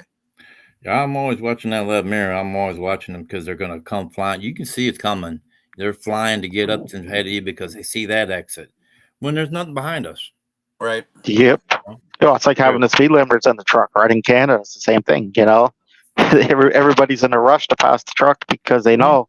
Yeah. Because they know it's 65 miles an hour, something like that, depending on the truck, depending on your ECU. Everybody's going to sit there and blow by you because the other guy's in the hammer lane doing 70, 80 miles an hour. Yep. Yeah, I'm telling you, man. Or they got to pass you with 3 lanes of traffic just to hit the off ramp. Yep, because the time in the 5 seconds is important.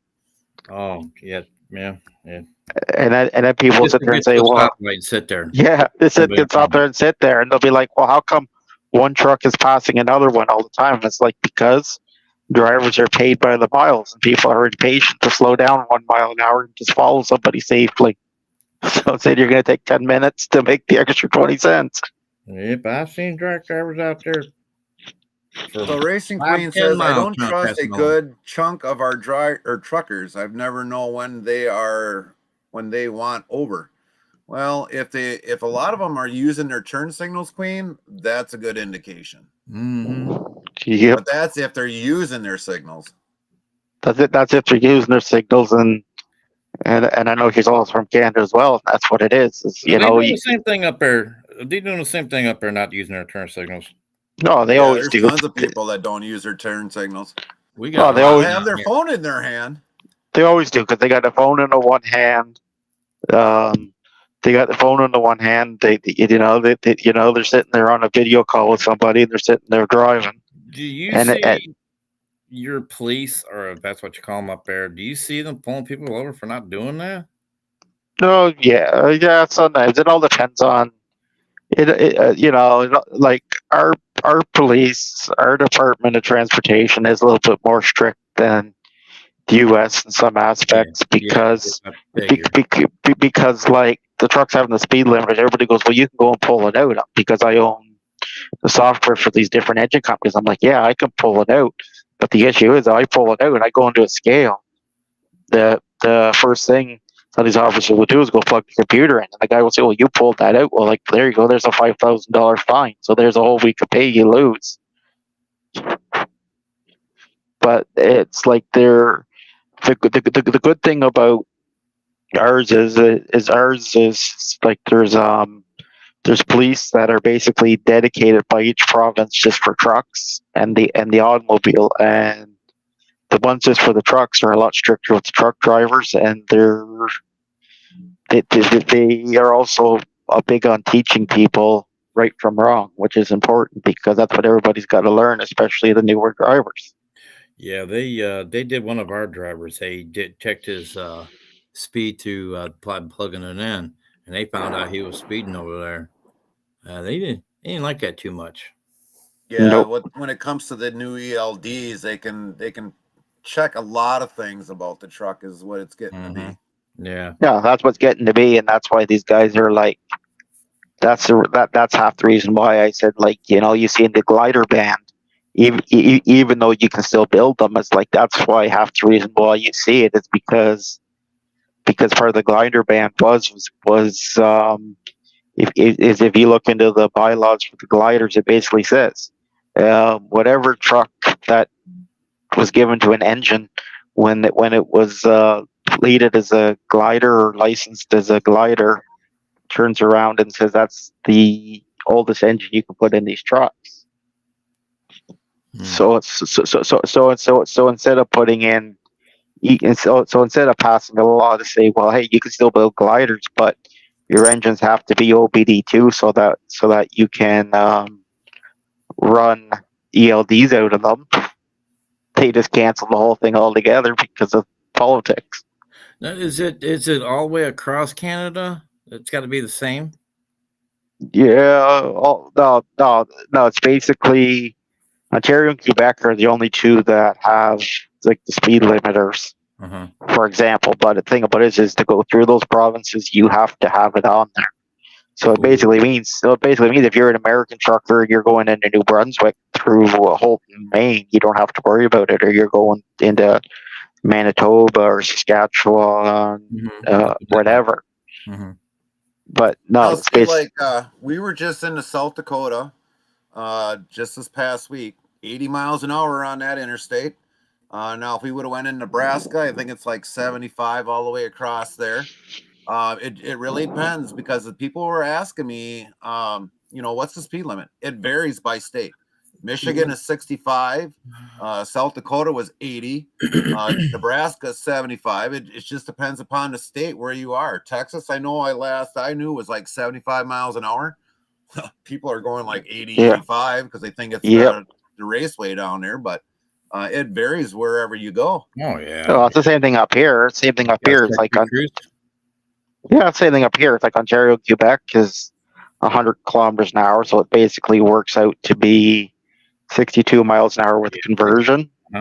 Then all the other provinces, most of them are 110, so it's basically 65, 67 miles an hour. And that's pretty much how it is. But, and that's the problem. We got a question here, but it's Jakesters asking, did you guys talk about the New York City trucker boycott? I didn't know nothing about that.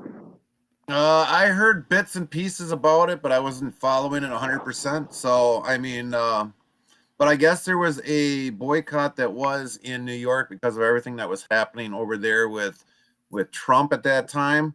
So that was some of the reason why that was happening there. Yeah, that's pretty much what it came down to. It was just pretty much. Most is 100, but some sections 110. Really? Okay. Yeah.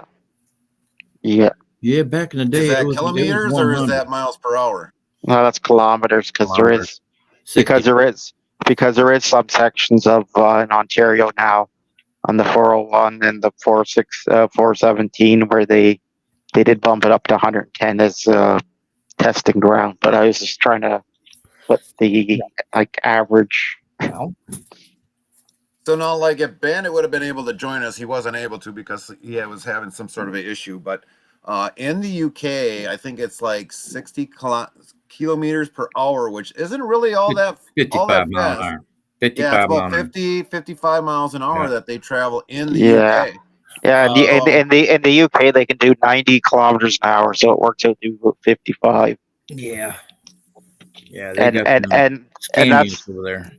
Yeah, but it's also that's why if you look at the virtual trucking companies for ATS and ETS, they have totally different things on what is called race miles because the US,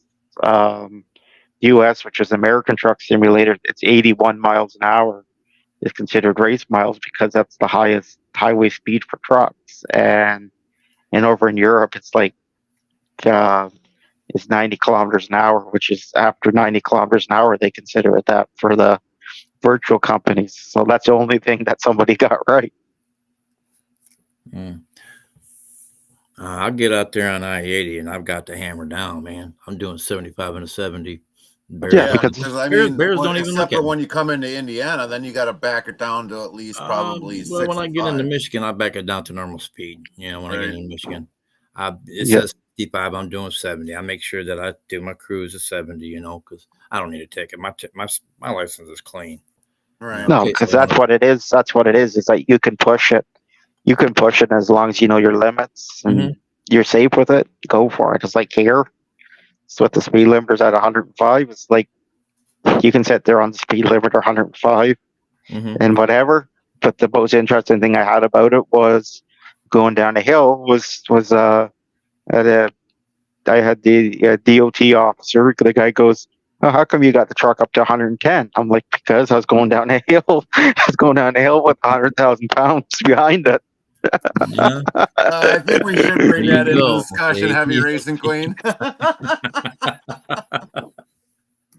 We know you've got the pedal down to the metal on there.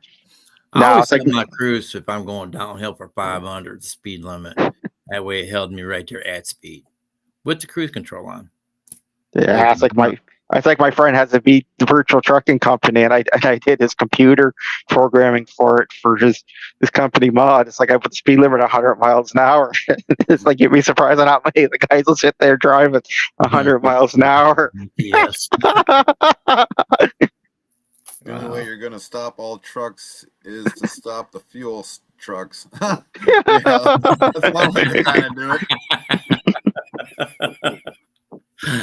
They won't be That's sucking funny. all the fuel out of the things. Yeah. Or it's the same thing as people get the super engines mod. They'll put like a 2,500 horsepower cat or 10,000 horsepower cat in a truck. I'm like, our trucks don't even have that much power. Oh, that's true, Jake. That's true. It's 75 miles an hour here in Florida, and I'll do 10 over and still get past. Yeah. Yeah, I've that's seen true that too. Florida. I've seen that in Florida. Hey, Trig, what's going on? Double A Trucking, Tony. What's going on, Tony? I wasn't trying to get off topic. Here on panel, we'll definitely get you up here. I wasn't trying to get off topic. I was just trying to be funny about it because I figured we could use a laugh. Oh yeah. Oh, yeah. Good laugh every now and that's good. Yeah, we haven't seen Tony for a while, and so it's good to see him. Oh yeah, it's 75 mile an hour in Florida. It is 200. You'll do 10 over and still get past. Oh yeah, you will. Oh yeah. Oh, I've been down there. What speed limit? Yeah. I know that's right. I've been down to Florida where my truck would only do 75, even with that Peterbilt I was driving, that 18 speed, it'd only do 75. So, what are you guys think of California banning gas and diesel engines and going EV? How will that affect you guys? To me, we'll just drop. Yeah, for me, I ain't going back over there. Let California do it. We don't go. I don't go to California, and either does the company. They decided last year that we are not hauling anything to California. It's all going to be brokered out. So yeah, because that's basically that run California, they're going to get it all. Yeah, because they're going to have that electric truck bring it in. Yeah, because basically that's going to happen. Is you're basically just going to have a lot of cross docking facilities in the border states, where basically companies are basically going to be subcontracted, or the bigger brokers, like the bigger trucking companies, are going to have their drivers with 3EV truck on one side, and the other guys are going to go onto the other. But it's the big thing about it's going to come down to is when more and more states add the ban, or do you believe the electrical grid's going to get too overwhelmed by EVs and everybody's going to go back down on it? Yeah, because I know, like I said, with all the regulations that was happening with California, and they said this during the safety meeting, it was like, with all the regulations and everything that's been happening in California, we're not going to go there. We're going to broker everything all out. Those that are in California, that's going to be their backhaul. They can deal with all that because, it's not worth for us as a company to go in there. No, that's all it's going to come down to. It's basically, that's what it is. It's basically going to be, it's all going to be brokered out from either the neighboring states or the whole runs in general, depending on your companies and depending on how greedy they want to be. Right. And my truck is a 2020. And granted, it falls, where it shouldn't have an issue, but it's like I've heard a lot of drivers that go into these places, sit at the DOT scale, and literally their truck is getting torn apart, even if it's like a fairly brand new truck, just to find something wrong with the truck, So it's like, no, it's not even worth it. No, I'm right with Will Burner. I'm right with him. Yeah, so am I.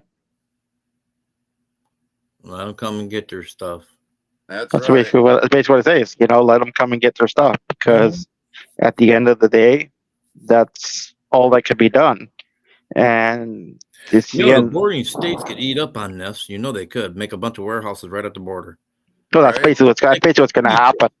Oh, That's basically what's going to happen. Is basically when you look into companies like that do the self-insurance thing, that's what a lot of them have done. Is they basically built terminals in Arizona, and basically everything coming out of like Texas and whatever. Basically, you're sitting there dropping it off in Arizona.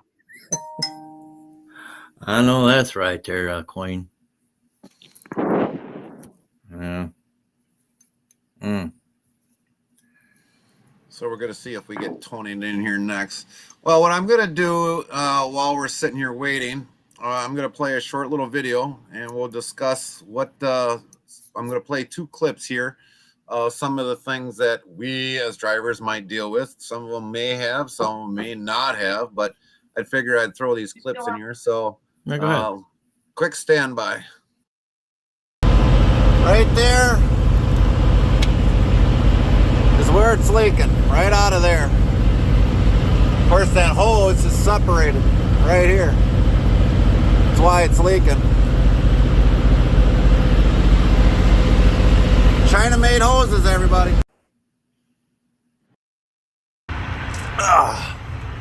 Hello, everybody. So here was the issue. If a lot of you see this actually slipped out. So we put a temporary fix with 2 zip ties going the long way and 2 going around this fitting right here, so that this can't slide up and then eventually pull this out and loosen this up. So we definitely got a temporary fix here, but what probably caused it was because of these lines being so tight to each other. When this trailer flexes up and down, it actually tears these out. So it's kind of bad that they make these like this or so tight, because I actually took this one off to hold this here, and eventually this is supposed to all flex, but it doesn't flex all that well. And when this trailer goes up and bounces up with this airbag and it goes fully up, it's just a pain in the butt. So this is what we did for a temporary fix right in here. Stuck 2 zip ties this way and here so that we can get off the actual highway. And for some of you that did watch the live video of that, we've got pretty far distance just to get up here. So luckily we definitely know as an owner operator how to get things fixed or temporarily fixed. So definitely that is what happened. So I'll explain what happened there. That actually happened coming in through the state of Illinois, because on I-80, once you get past 294 and get on the 80 start heading west, those roads are so bad there, and basically that trailer was bouncing. Now that hose where you see where I had the zip ties around, that was a China-made hose.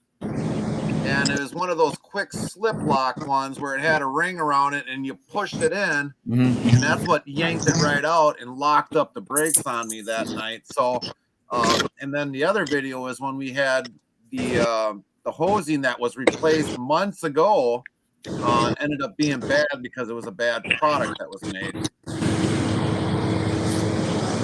Tony, good to see you. How's it going? Hello, can you hear me, guys? I hear you. Shut that door. I am doing. I'm doing all right. I'm a little. I'm just, having a Saturday morning where I thought I could be running a little bit today, but I'm sitting with no trailer, and dispatch is refusing to find me an empty trailer. So you're doing the waiting simulation, as we call it here on Twitch. Yes. Wow. Yeah, I've called them 3 times in the last 2.5 hours, and they keep saying the same answer. Oh, we're going to email planner and find you an empty. Emailing isn't working. Why don't you call them? Shoot an email. Copy that, Jakester. Good to see you, brother. Take her easy. We'll see you again. We'll drop in when you're live or something. So yeah, it's been a good day though. It's absolutely beautiful out here. It's sunny and it's 60 something degrees out here. So everybody, Ernie, Lone Star, and Double A, a lot of you can explain, a lot of your breakdowns that you've had throughout your entire career. I know I got tons of stories that I can definitely tell you. So definitely explain some of your major downfalls you've had during your career. I think I've only had one, to be honest with you. But you know what? You got what's good having a CB when your cohorts won't tell you, hey man, your lines are dragging underneath your belly of your trailer. They were down in Alabama. They finally drug to where it rubbed so daggone much. It rubbed the hole in the belly line, so I had to pull over. Okay, what's going on? So I looked underneath. There it was. I'm like, real nice guys. Springs broke. Because they dry rotted. So I called TA up. They come out there with the wrong fittings. The connectors, and he had to go all the way back to Tuscaloosa, which I was like 70 miles from Tuscaloosa. I was just inside, and I got a phone call from the TA. He goes, "Did my guy come there?" I said, "Yeah." He said he took back off because he didn't bring the right fittings like I told him to bring. Because me being a mechanic. Well, I was probably out there for at least 5 hours sitting there waiting to get fixed. But I got a free meal, free shower out of the deal. That was my only nightmare. Any other type, I fixed it myself, like you did. That was really smart. Taking the 2 wires and that was really smart. Actually, that's why we always carry zip ties in the truck. That's why you always we've got like 5 different sizes of zip ties in the truck. I've seen a question in there. Where was the duct tape at? Yeah. But believe it or not, that night we actually we weren't far from a repair shop. They have an account. The company has an account with them. Yeah. So I only had to do was probably a little bit like 30 miles up the road, and the guy was willing to meet me down on the road anyways. So I told him what the size of the hose was, everything else, the thread type, everything. And he was like, "Hey, this is all helping. I'll have you done probably in less than 15 minutes, and you'll be back on the road." Now, was that brand new? Was that a brand new line that was put on there? That was a brand new line that they put on. And why would they put that style? That I couldn't tell you. That's crazy. This was a hose that they got, and come to find out, it was a China-made product. And once I told them what happened, and I actually sent more pictures, in-depth pictures of it, they was like, they kind of got silent. And I'm like, "Oh, wait a minute, why are you guys getting so dang silent?" Because they're on like 4 to 8 other trailers. I'm like, "Well, you better call and get the drivers to get those trailers somewhere else, because if that hose pulls out, like what had happened to me on I-80, it literally, when I was going down the highway across 80, all of a sudden it's like, I'm like, what the heck is going on?" Yeah. And all of a sudden it's like, I didn't know, and all of a sudden I pull it off to the side, and it was like, when you find out that hose is what it is there, and it releases all that, it takes all the air out of the brake chambers and locks that trailer up. Oh, well, that's what it did to me when it rubbed those holes, through the belly of the trailer. Yep, that's like the number one thing. So I had to pull off. This lucky I got off. What was that, Lone Star? I said that's like the number one thing that I think has happened to all of us. I said once you lose your air pressure for something stupid like that, you're pretty much screwed. You are. You ain't going nowhere. You ain't going nowhere. That's the thing about CVs today. Yep. That's the thing about CVs. You think somebody would let, hey man, you're dragging your lines back there, or pull up beside me, hey man, right back there, and you're like, okay, pull off and look. Okay, ma'am, yeah, I seen my lines were low. I seen where my spring was, touching the ground, scraping. I'm like, well, look, I got a brand new one inside the truck. The other thing about CVs are now is half the trucks, the guys don't even put them in there. It's like, what the hell? Yeah. It's like that was their number one safety thing. Oh yeah. Or the guys are sitting there and you're live streaming and you got to turn it off because of the foul language, where your content your content platform will sit there and ban you if you're not 18 plus because it's And like how what the many hell? Lone Star? You've been in my chat quite a bit. How many times have I had to shut it off because of it? Oh, that's why I wasn't. That's one of the reasons why I say it. But I was just saying it in general. Or you have a kid in the truck or whatever. You don't want them to hear that Right. because you're trying to. What's up, You're Big D? because the thing about it is, is that the truckers that stream, you're trying to stream or you're trying to make content to inform the public because there's so much about it that the public doesn't hear about, or it's like I'll laugh, right? Because like Ontario, they'll go and they have one law which is basically your low air pressure alarm must come on at 55 miles per hour. So it's like, okay, but at 60 miles per hour, your spring brake locks, so you're going to be locked up on the side of the highway. Right. And I mean, it was bad that night because the traffic coming across 80 there on that little section there was bad. Oh, And it was like, okay, Indiana? I'm sitting there, huh? Indiana, or was that Illinois? In Illinois, that's what happened. Just getting into Illinois, and we got on 80 heading west after we got off of 294 there. Okay, yeah. And I mean, it was like, I was sitting there thinking, it's like, okay, what do I got? I was like, well, let's see. We got zip ties. Will the zip ties possibly hold it? Normally, zip ties will hold anything for a while, but if it's like a mass thing, like let's say a turbo boosting up, it won't hurt. It won't normally hold a turbo tube on there if it's not tight enough. But with the traffic just being bad that night, we had to do whatever it took just to get off the dang highway. Mm-hmm. Yeah. That's why when I learned that lesson a long time ago, back when I first started trucking, I always kept an extra spring with me. Yep, that's what it is. That's basically why you try to have your Everything spare in the parts. side box. Everything in Yep. my side box. Everything's in Yeah, that side because I've box. got extra hose clamps, I've got extra V clamps, I've got almost everything in there. The only thing I don't have in there yet is another airbag in case I ever blow an airbag out. Oh, geez. Yeah, that's where. Yeah, that's where I leave the mechanic do that shit anymore. Yeah, that's I'm too old for that now. Even being trained as one. That's where I'm like, unless it's a basic roadside repair and it's parts or supplies for basic roadside repair, anything else, you can take an Uber or a taxi to get your parts, or let a service guy bring it, because the problem is otherwise it's very difficult to know what the hell you're going to need, and it just adds too much extra cargo to your truck that you can't find what you really want. Scariest thing I ever done was change a canister, and I didn't like that. Good God. Nah. Well, we've actually had to change an airbag. We had to actually we had a bad airbag in ours, and so we were just in Detroit, and then all of a sudden, I think we were actually in Richmond, I think at the time, or someplace. And next thing you know, it's like I'm calling the shop because it was a little after 6 o'clock. So I called the shop. I was like, I need a repair shop. And they're like, well, why? What's going on? I was like, I got a bad airbag. And he's like, well, the airbags, that's a 2020. They shouldn't be going bad. I'm like, yeah, it's like you're 2020. Yeah, I don't give a crap where the hell you are from, because I mean, it's like nothing lasts forever. So, I mean, they gave me the shop down in Dearborn, and I actually still have that video yet, but park it, you go down Dearborn, and all of a sudden it's like, well, where the heck are you supposed to pull in and turn around or park or whatever?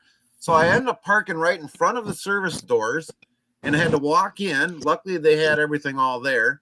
So I got the airbag, I got all the hardware and everything else, but I didn't get any brand new hosing or anything. So it's like, nope, everything's all here that you need. You'll have the bolt for the bottom. You'll have the two nuts up on the top to bolt into the frame. And we got over by Dexter there, and we actually changed it in the yard while we were streaming to show people this is what I had to do. Mm-hmm. So it's like we've had to definitely fix things while being on the road. Well, that's cool. Off Tony. Yep, he's back. I was going to ask him where in the hell was he at. There he is. There he is. Where in the hell you at? Had a phone call come through. Oh, where you at? Where am I at? Yeah. I'm in Indiana. Indiana? Where in Indiana? just south of oh crap, what's the name of the town? What interstate you on first? 65. 65. So you passed south of Indianapolis or north of Indianapolis? South. South? Oh, there's Yep. many of towns after that. Oh yeah. Verno, Vernor, or something like that. I've heard North of it. Vernon, I think that's the name of the town. I had to Journey drop Mount off Vernon? at DC, so So they won't find you a trailer, huh? nope. And it's already 2:30. I got 5 hours left on my clock, and yet Oh, they all leave at they at 3 o'clock their No. standard they time. ain't So, gonna give you anything. That's bull crap, man. yep, On a I've been Saturday? working No, here that's since- called a lazy day. Yep. well, it's costing me a money. I could have ran a load today and gotten a delivery in today, but that's Yeah. on them at this point.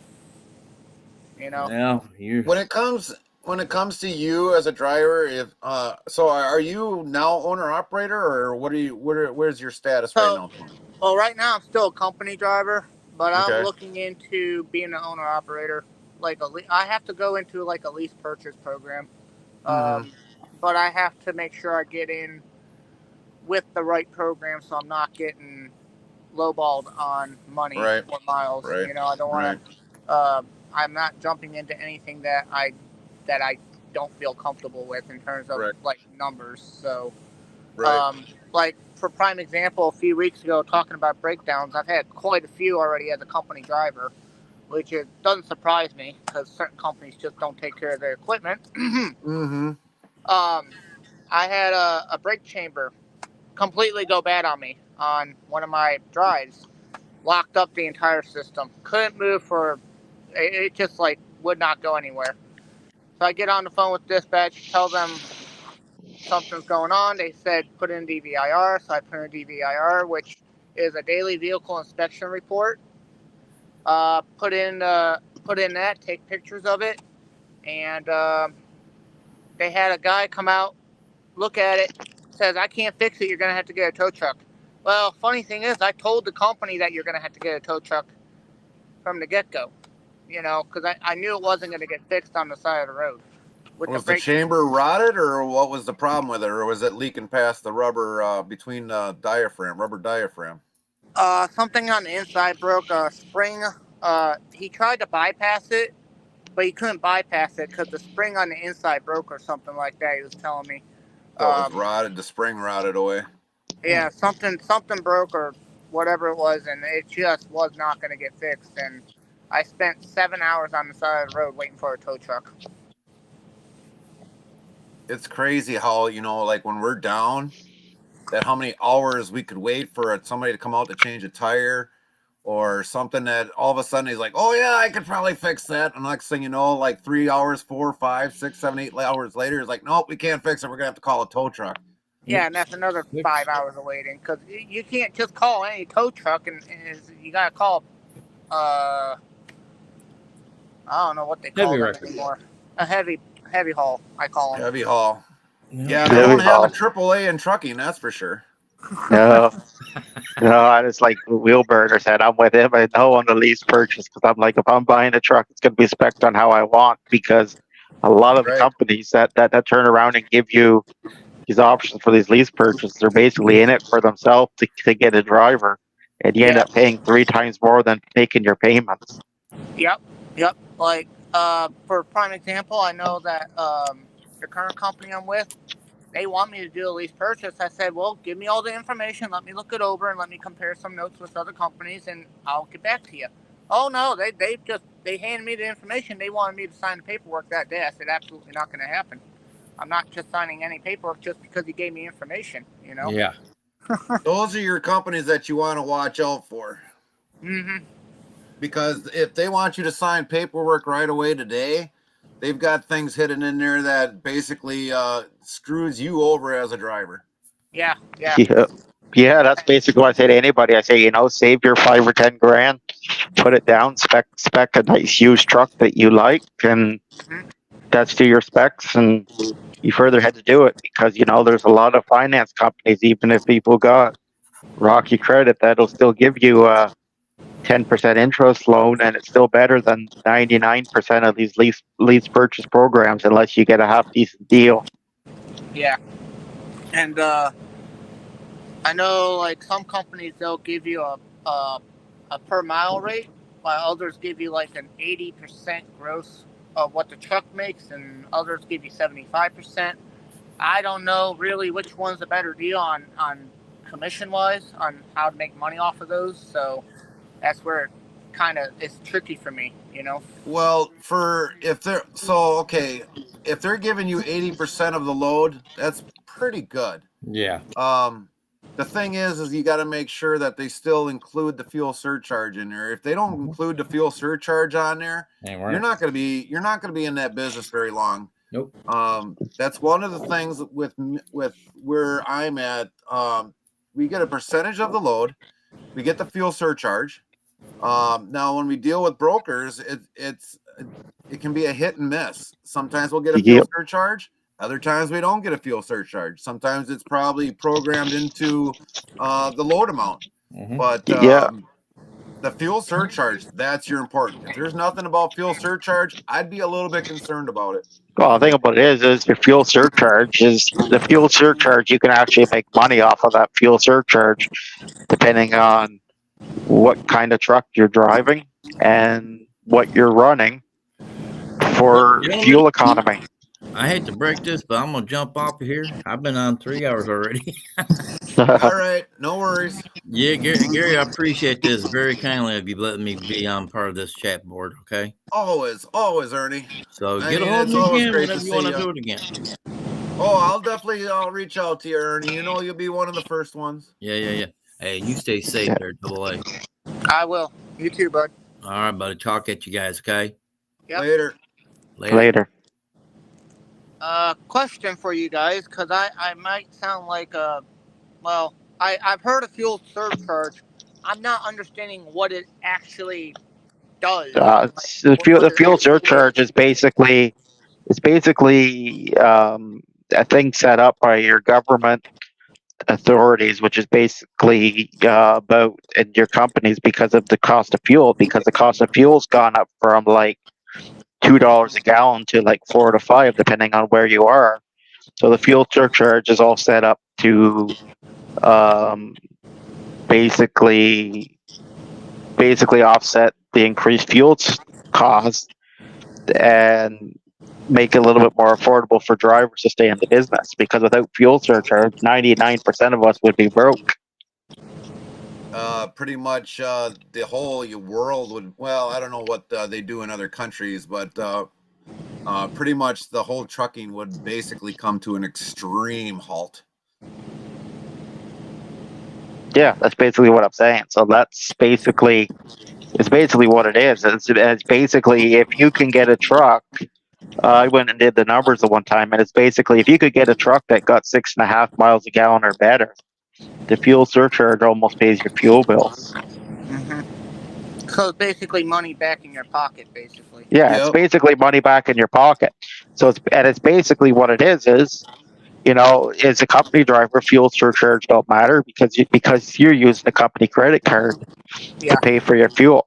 But now as an owner operator or a lease driver, unless your fuel's included in your deal, that fuel's coming out of your pocket every single month. Yeah. And that's your three basic expenses as a driver is your fuel, your insurance, and your your payment for your truck, whether that's a bank loan and maintenance. Yeah, that's basically your 4 expenses. Yeah. And maintenance all comes down to is how good you are with your hands, how comfortable you are working on your own shit. You work on your own shit, you save a lot compared to paying, $150, $200 an hour for a shop. And that's I know that much. And that's the reason why. That's the reason why Interstate Travel Crew or Gary. That's why he's like me and does a lot of work himself, because he's saving money every time he's fixing something on his truck.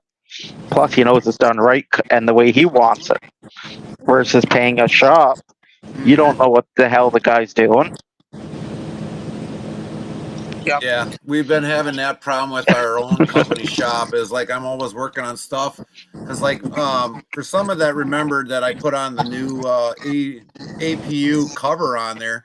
I had brand new bolts put on there, and within the last few months here, it's like all of a sudden I look at it, I'm like, what the heck is that damn thing on there?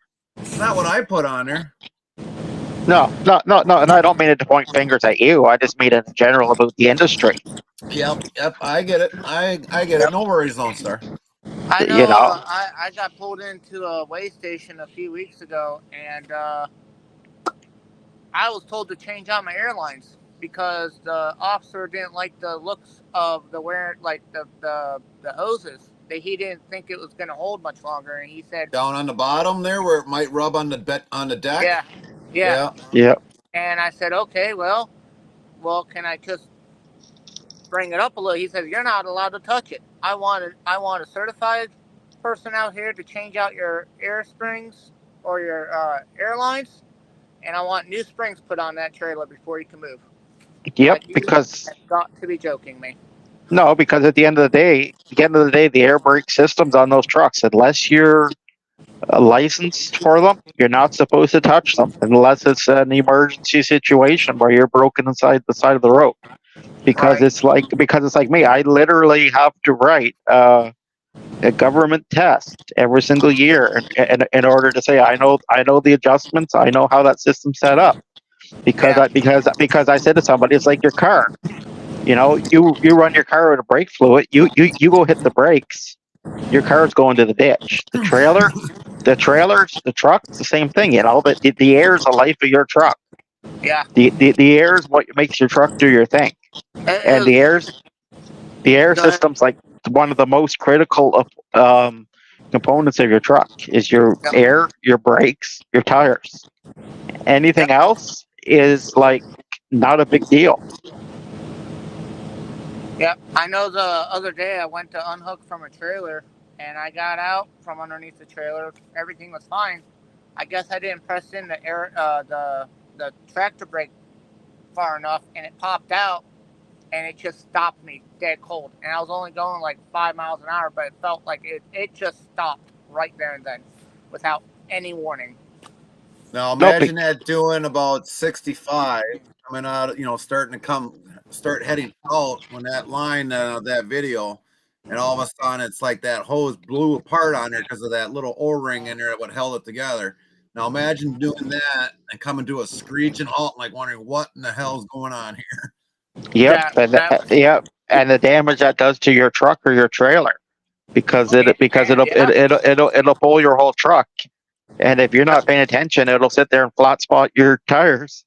Yeah. And then there you go. You've got to get a new set of drives. You got to get a new set of Trailer. trailer. You know. So there you go. There's like at $1,000 a tire. There's a $20,000 bill. Yeah, that same thing happened to me in Florida too. Yeah, one tire for a truck, depending on what you have, can be upwards of $1,000.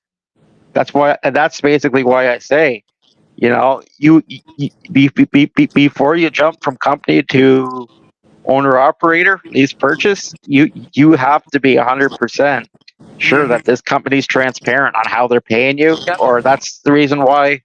It's like as Will Burner said in the other chat. He basically said, you know, he'll give somebody $10,000 US if they can finish a lease purchase program, because 90% of them are made to screw the drivers. Yeah. Well, you're basically there making the payments for them. Basically, you're basically sitting there making the payments for them. So basically, you know, if you can drive for a year, you know, spend a little bit more time on the road, live in the truck, save half your thing, you can still go and spec a 2020 truck and do payments on them, and then you're the boss. If you're not happy with the company, you can tell them to go hoof it. Yep. And I mean, if you don't have an apartment at home, you know, or you don't got a family, I mean, you could literally save your money in the long run if you don't have, like, let's say, an apartment to worry about, other expenses at home, and you're just living mainly in a truck. I mean, save your money as much as possible. Yeah, Yeah. and I don't mean it to lecture anybody. I just mean, I look at this as, is that it's more an information session because we didn't get Bandit to come here to talk about the UK and stuff. So it's more and more like just a general chat to inform the public on what life is as a trucker. Yeah. And that's what I try to do. Like myself, like all my trucks are all pre-emission. I but I was lucky. I worked for the dealership, and the dealership goes 2009. They go, "Hey, nobody wants this truck. Do you want it? Do you want it as your bonus type of thing?" And that's how I got my first truck. So then, ever since then, I made profit from the start. Versus a lot of these guys, they're paying $200,000 for a truck, and then on these lease purchase programs, you're paying $6. Yeah. Well, my current company contacted me, the lease purchase program did. They want me to stay in my current truck and join their lease purchase program. Yeah, because that's basically what it is. It's basically you look at finance companies, like the big one is SFI that does it, and they're basically working with all the self-insured companies, Swift, JB Hunt, Schneider, a few of the other ones, and that's basically what it is. It's basically a 50% interest rate. Right. Yeah, the interest rate is usually up there. It usually is up there. I'll be back, everybody. Yeah. No, I just I know that the lease program that my company works for is Lease Horizon, and I don't know much about that particular company, or that leasing company, should I say, and how they operate or how they work. So I gotta do my research on that. No, all of them are all a red flag, and that's basically why I say to anybody, I say, don't get into it. Instead, you're a lot further ahead to save for your down payment and get involved with it that way. Because that way, then you get what you want, and because you're financing it through a bank for a few-year term, that's your truck at the end of the thing. You're not going to pay a buyout fee. You're not going to pay any of that stuff. And that way, then if you and a company go sour, you're not going to be the one on the hook. Because here's your thing. Your thing is that if you're with company ABC, which I'm just saying it is that just to not put anybody's names out there, right? And say you're paying the company for your purchase all the time, and you and the company have a falling out, you're pretty much screwed because the company's going to say, "Well, hey, where's my $100,000?" Yeah. So that's the reason why, like, if you watch something like YouTube, for example, the one girl, Brittany Richardson, she went and entered a lease purchase with a company, and then basically the company basically said, because you're on YouTube, and we see these people trolling you, we don't want to do business with you anymore. So the company sits there asking her for $75,000 for a truck that's worth 100, and she's paid for it for 3 years. Yeah. So that's why it's a bad deal for you as a driver. Yeah. And then now most of these companies are now really getting these new drivers in with, oh, it's a walk away lease. You can just walk away, when it's like, well, you've already invested time and money into it. Why should you just walk away and lose all that time and money that you put into it? That's what I don't get. You're gonna throw away money and then walk away like that with no return. We've actually seen a lot of company drivers that went into the lease purchase buy a truck in 2018, 2019, maybe even a 2020 model that ended up buying or doing the lease purchase, and roughly maybe a year, 2 or 3 later, that same very truck is now sitting there waiting for either another driver, or else it's getting ready to be sold because the lease purchase didn't work out for them. Yeah, that's basically what I'm saying. It's because these lease purchases, unless you know that company's for you and the company's not trying to give you the screws, you're basically at the mercy of your company. Yeah. You're dependent on them. And I mean, basically, so for like with me, when I became an owner operator in 2013, I was a company driver. I was actually in the company truck. And so then when all of a sudden I was thinking about becoming an owner operator, it's like, well, I was always asking people, how do I go about it? And I got in touch with a very good friend of mine who basically I worked for at that time. He kind of told me, he's like, well, you want to get your own truck. I was like, what about a lease purchase? He's like, you want to stay away. And he told me all the details. He was like, if you need help finding a truck, I'll help you find a truck. He's like, but I'm not going to let you go into a lease purchase. And it was like my decision, but I mean, it was like, he mentored me so much because of that's how I got into my start of trucking. I took his advice very seriously. Yeah. And so basically, it's like I was sitting there looking around.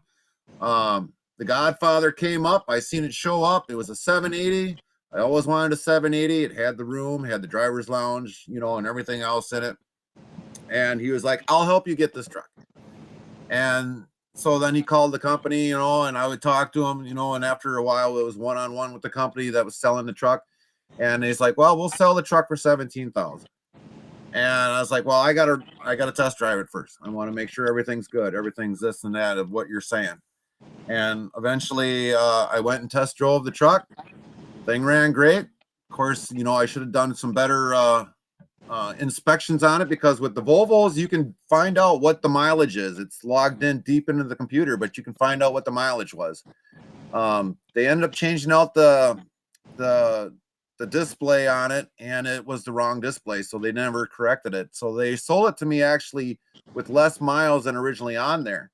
But I paid $17,565 and some odd cents for that truck, and that was the first truck that I ever bought right away. No bank owned it except for me, and I was going on vacation. So on vacation, they were supposed to put the people net in and everything else, which took a while to do.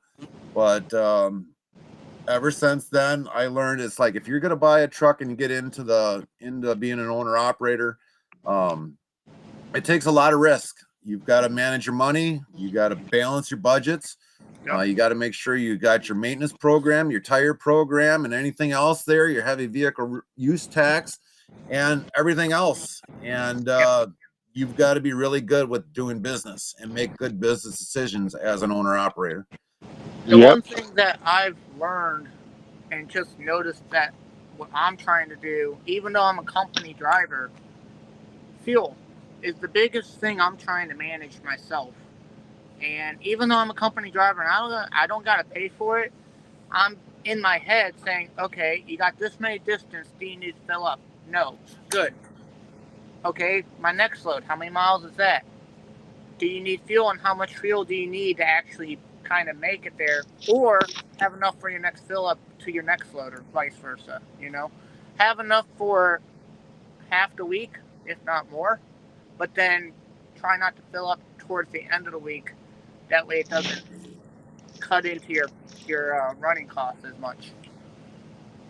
Fuel is fuel. Fuel is something you got to pay either way. It's the big thing about fuel is you just have to be responsible and make sure you're buying it in the lower tax states to pay the less price, because then you end up paying for fuel in IFTA instead of paying for it in the taxes. Right. Yeah, because you always want to be in a lower state, because if it's higher in another state, yeah, that comes out of your pocketbook. Yeah, because that's the difference. The difference is, say, like in Canada, I'll pay probably $7 a gallon. So with exchange, that'll be about $5.50 US. So if I go to like upstate New York with the load, and I pay $4 a gallon over there, that's $1.50 on every single gallon that I'm putting in my pocket. That makes sense. On why I don't know if you guys have heard of this YouTube channel, Trucker Josh. He's always buying his diesel when he can in the States rather than Canada. Yeah, no, that's basically why. Because it's like Will Burner will tell you. There's guys that literally went to Sault Ste. Marie, Ontario at a truck stop, and then the guy turned around and he went and filled up at, if you went and filled up on the other side of the border, you would have probably pocketed $200 in your pocket. Well, that may not seem like a lot, but you But times it that adds by, up.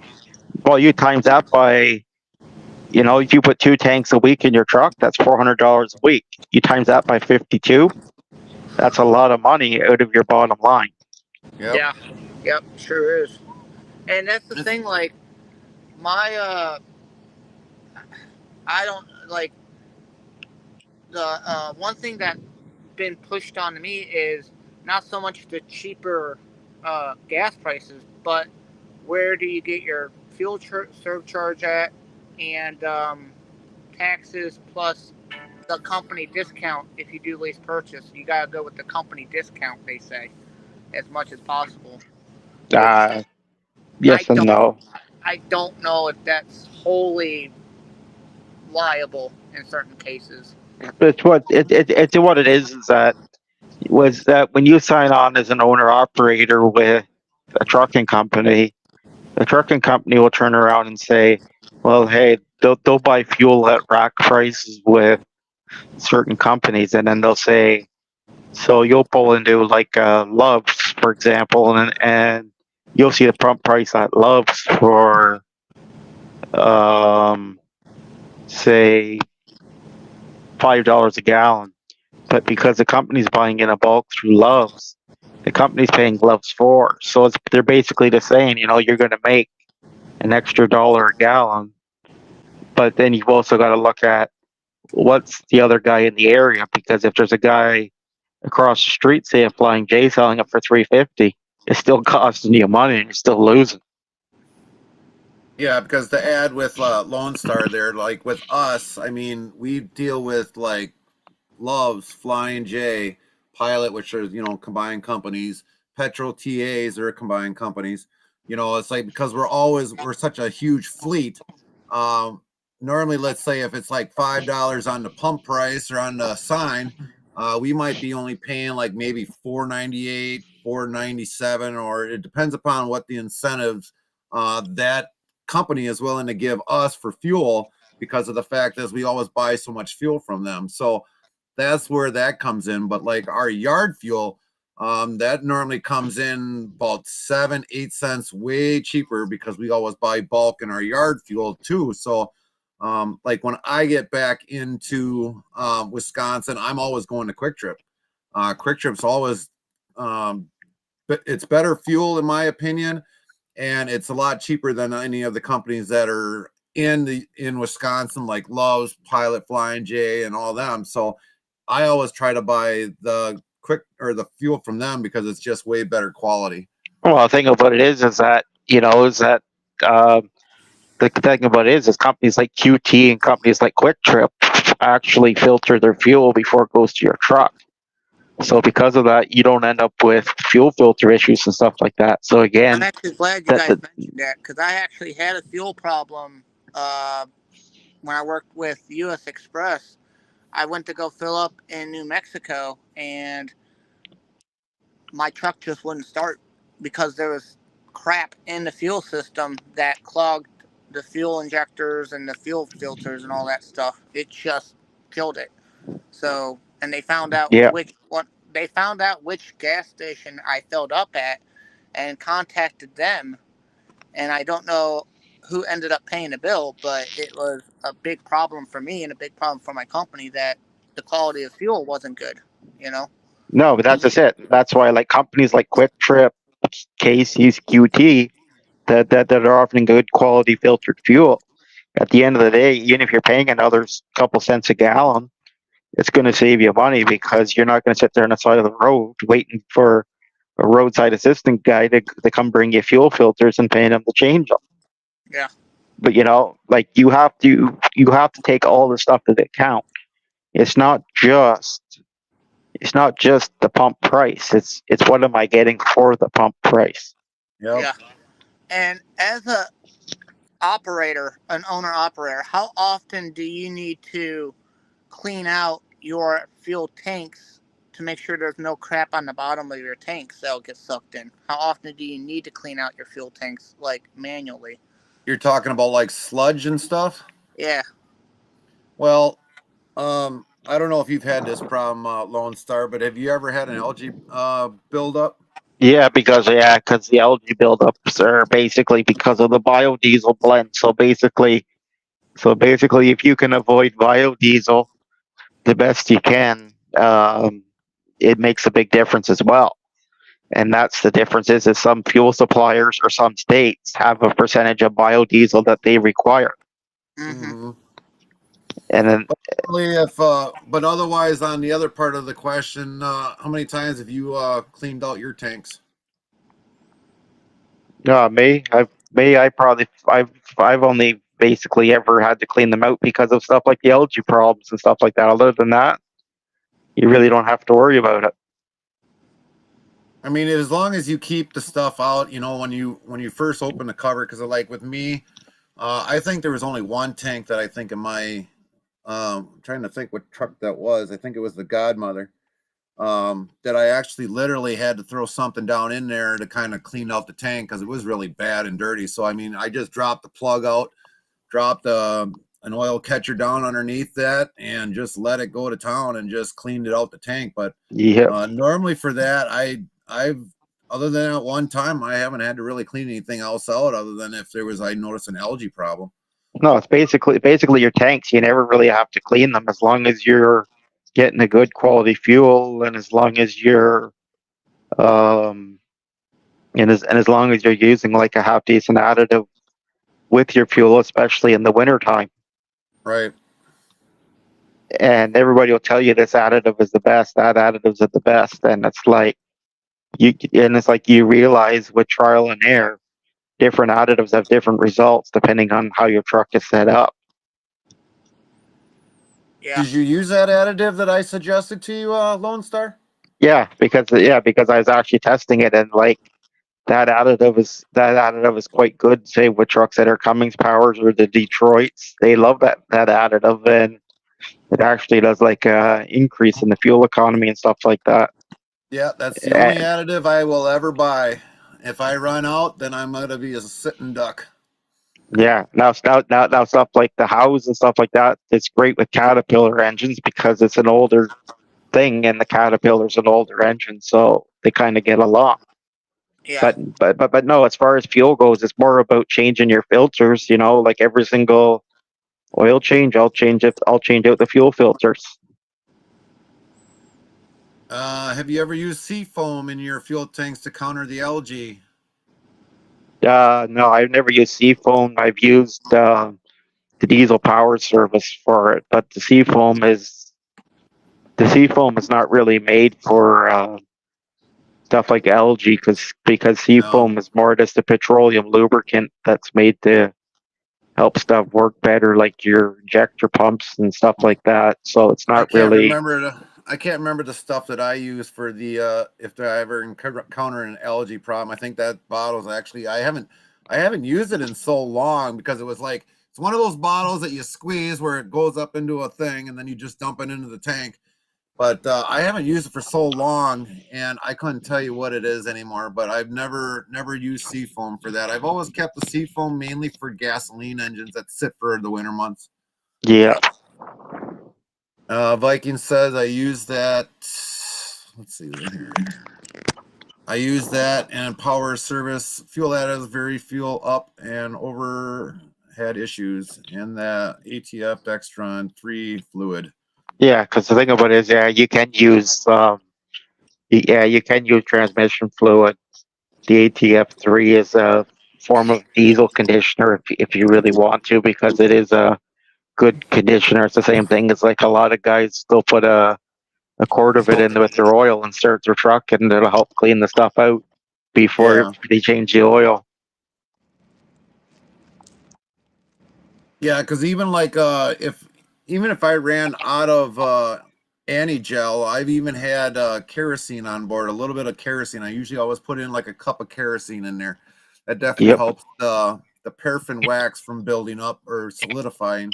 Well, it's the same. It's the same thing as like I say to a lot of people. If you're going to use the auxiliary bunk heaters, go get yourself a reefer tank, a small one, and if you can get kerosene of some kind, run your bunk heaters off of that because Then it's you'll got a never lot have an better issue. burn rate. You got a lot better burn rate, and you're never going to have an issue.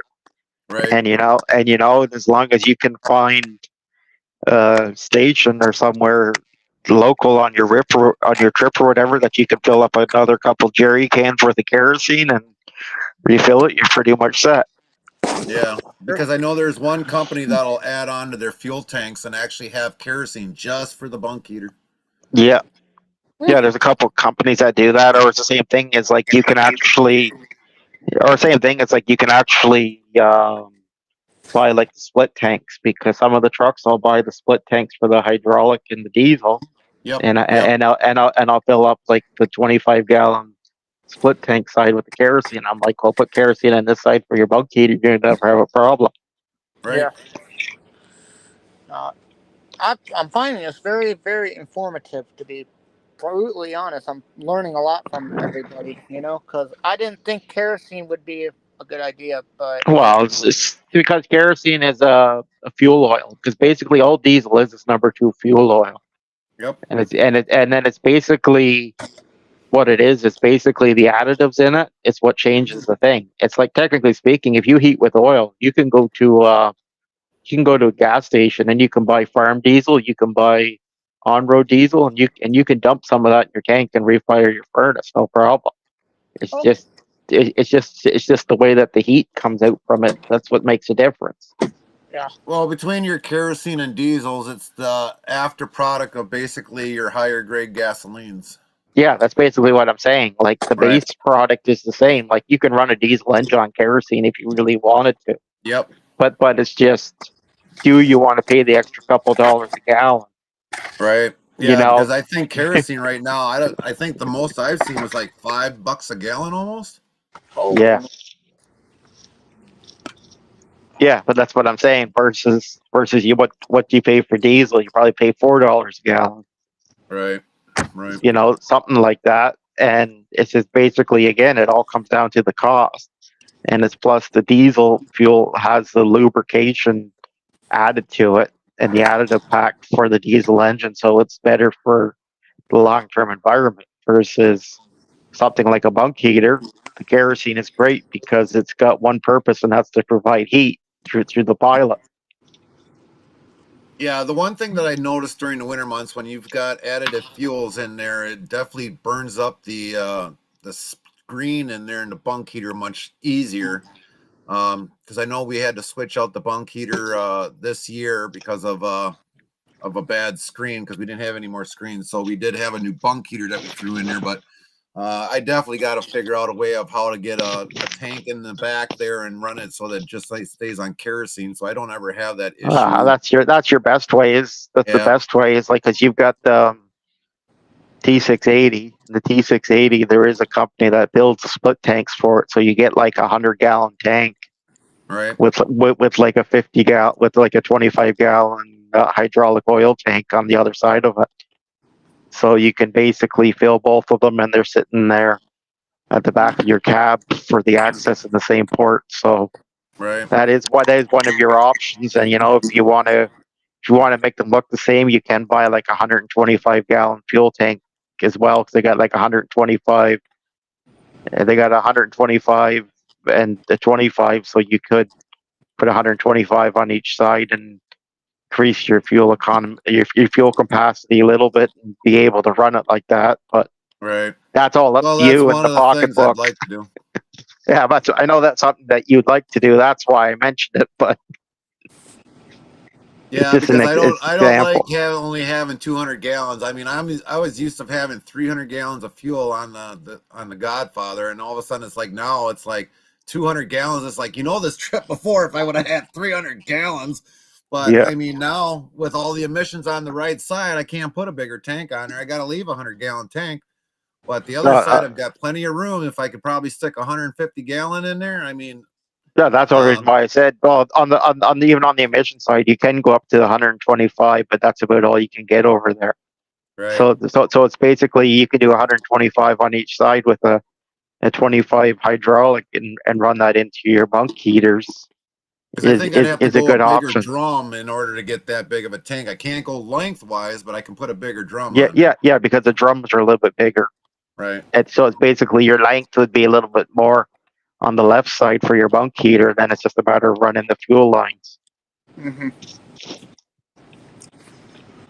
Yep. So the But other thing, Tony, too, is being starting out as an owner operator, you got to start worrying about then if they end up doing a 1099, you got They to are. start paying That's what. your own taxes. You Yeah. got to probably start figuring out your maintenance. Basically taking a piece of paper like this and know how to like divide it down and make sure you've got everything that you need for a tire fund, maintenance fund, taxes, federal So taxes, state taxes, business name. yeah, that's what I was gonna get to you guys at was I've had a few companies say we will put a percentage of the mileage that you get into a maintenance fund up to some say 2,500. I have another company saying up to $25,000. I said that's a little bit much, but that's not an option. That is something they do. For the maintenance fund that automatically comes out of your weekly settlement. And then they do that over a period of time within weeks, up to so many weeks, I think. And once you meet that threshold, that's where it stops. You can add more to it if you want. But most companies I've talked to so far, only except for one, does not do a maintenance account. well, So it's because basically your maintenance account all comes down to it is like being like a trained tech, right? See to do an in frame on a truck like what Gary's got that has the probably an X15 in it. You're looking at 30 to 40 grand to do oh for an god, engine rebuild. So that's the engine reason. rebuild. Oh god, if I need an engine rebuild, I'm in trouble. No, but that's Tell you the truth, you're better off buying a whole engine instead of doing a yeah, rebuild. Tell you the truth. you are. But I'm just saying that's what it is. I'm just saying like for the financial aspect of it, that's the reason why the companies build up the maintenance fund so high. Or if you take a transmission out of a truck, that's 20 Oh grand. yeah, I mean, I Like just had my transmission in my car replaced, and it was. Oh man, if it wasn't for my warranty that kicked in with that, I would have been paying an astronomical amount of money for a transmission, a rebuilt yeah, transmission, not even a brand new one, a rebuilt transmission. no, I'm just giving in like rebuild prices. But I'm just saying it's like mind you, like there is all the benefits from like saying the engines to get them pre-rebuilt to brand new ones because a lot of Mm-hmm. the companies will like Cummins will send you and sell you an engine as long as you return your core a fresh factory rebuild that Yep. you don't know so that way then you don't have to worry about hey did the guy going through my engine do it right no because you got a Cummins trained tech doing it Yeah, so that's your difference. yeah, because I'm Yeah, pretty because much. we were thinking about getting another engine for the Godfather because I definitely got another engine laying around from a truck that we tore apart. And if I was going to get another 530 horse engine for the Godfather, they said, "Oh yeah, we could probably even bump it up to 600 if you want." But Yeah, the engine would have to go back in there, and so I mean, yeah, it would have been a lot easier to buy the engine. For probably 32,000. Now that doesn't include all the labor to put it in there, all the fluids and all that other stuff. That's just roughly a base price. Yeah, well, But I think I about mean, it's the end frames. You can do the end frame rebuild without pulling the engine, so you save yep, some money. But right. the problem is that unless you know the person doing it well enough that they know what they're doing, you're basically taking a crapshoot, and that's the whole problem with buying a truck is that or owning a truck is that you can spend $40,000-$50,000 in repairs in a year easily, or you can spend a couple $100. Yeah, and that's the Well, thing. not Like, not a couple $100, but I was just trying to explain from one extreme to the next to try to make it make sense to people, because unless you're a trucker, you don't really understand. yeah, and the thing is the one thing I know that I'm gonna need is an EIN number or something with the. I Yep. think it's an EIN number is if Yep. I remember my That's terminology for your correctly. 1099. Yep, Yes, for your, yeah. I'm gonna need that, which uh, the government, I believe, can get you a free one if you look at if I remember correctly, you can get a free EIN number. Yeah, well, so the taxes come down to it's all about having a good accountant or having a good tax person. Yeah, That's Because which if I right. will. because if you don't have an accountant or a good tax person and you're in the trucking industry, you lose out on a lot of money, and you're the one putting you at risk, because a good trucking industry accountant can tell you exactly how much to put away and everything, and then you're not wasting your money or trying to call up with 20 or 30 grand at the end of the year to pay a bill. Yeah, and that's the thing. Like, which I am gonna go lease purchase or figure out some way to get a truck. Because I don't want to be a company. I feel like if I'm a company driver right now, I'm holding myself back from potential growth of Yeah, but, not well, the thing about it is you got to think about it like this: what's your living situation like? What's your responsibilities? right now. It's just Tiber, we're not doing reruns today. This one's actually Yeah, live. yeah. right now it's just me, and that's why I'm We, we, thinking we, about doing no, what I'm no, doing. no, All I no, got to worry about is because me. no, because what I'm saying, like, if you're worried about just you, there is companies you can run with that'll set you out 3 or 4 weeks at a time, and you can sit there and bank money to have a good down payment in order to pick out what you want from a used truck market that's a good spec truck, that Hmm. a bank will finance you with the down payment, and then you're 100% your boss. So as long as you got a good accountant, and as long as you're willing to interview companies before you say yes or no, you're pretty much free to do what you want. You're not holding yourself back. That's good. That's That's that's the I like best that way to thought. do it. The Yeah. other thing is like, okay, like with the tax laws, I mean, a lot of the oh, I don't remember how many she told me to change just this for this year. But you know, a lot of the tax laws that are in there, and a lot of things will apply to you, and there's a lot of things that don't apply to you. Yeah, and that's why you Luckily need a for good this, account. yeah. So luckily for us with this year, I mean, when we had our taxes done last weekend, there was a lot of things that benefited us, but there was a few things that didn't benefit us. Like, what So are I some of the mean, things that didn't benefit you that you thought could have benefited you? well, buying the truck or going the lease purchase we're doing now through the company. Hmm. Um, After we've looked everything over and had everything looked at on the contract, um, it was a good thing for us because I can write that off now for the next few years on my taxes because literally in all every little expense that we've had to have done with it with the APU and everything else just recently, we've been able to write that all off this year. Yeah, But yeah, and that's the there's other reason. things that you can't write off that they won't allow you to write off. No, no, and that's what it is, and that's why a lot of guys will.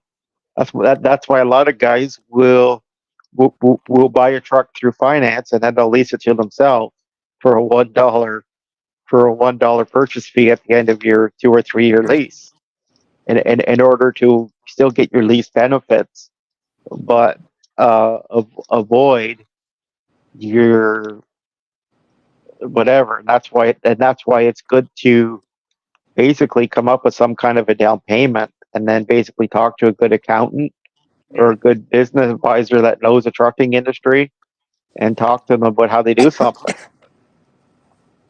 Because the one Yeah, it's thing is, very. if I stick with this truck, um, the one thing I would need is an inverter put in. That's the only thing I don't have in this truck is an inverter. Um, Well, inverters ain't that hard to install. It's And just part of. inverters ain't that hard to install, but the big thing about it is the big thing about it is you're a lot further ahead to have something like a green APU that's going to provide you heat and power, and it's going to Mhm. heat your truck in the cold, because that's where you're going to save on your fuel, because you're not Yeah, idling your truck. yeah. That's the one thing my who the heck called me the other week about it was I didn't run my truck at all last week on idle. I just turned it off, kept it off, and I just put extra blankets on and stuff. And the company called me and they're like, "Why aren't you idling your truck to keep it warm?" I'm like, "I don't need to. I don't need to."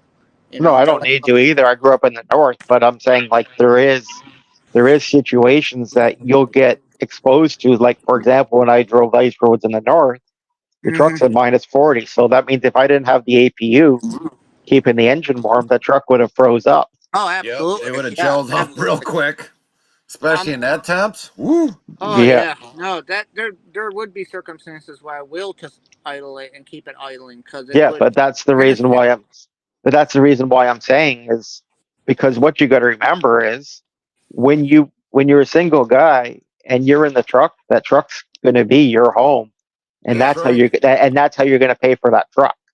yeah, So it means you want the comfort of home. So having stuff like an APU, it turns around where you can make your own small portable kitchen in your truck.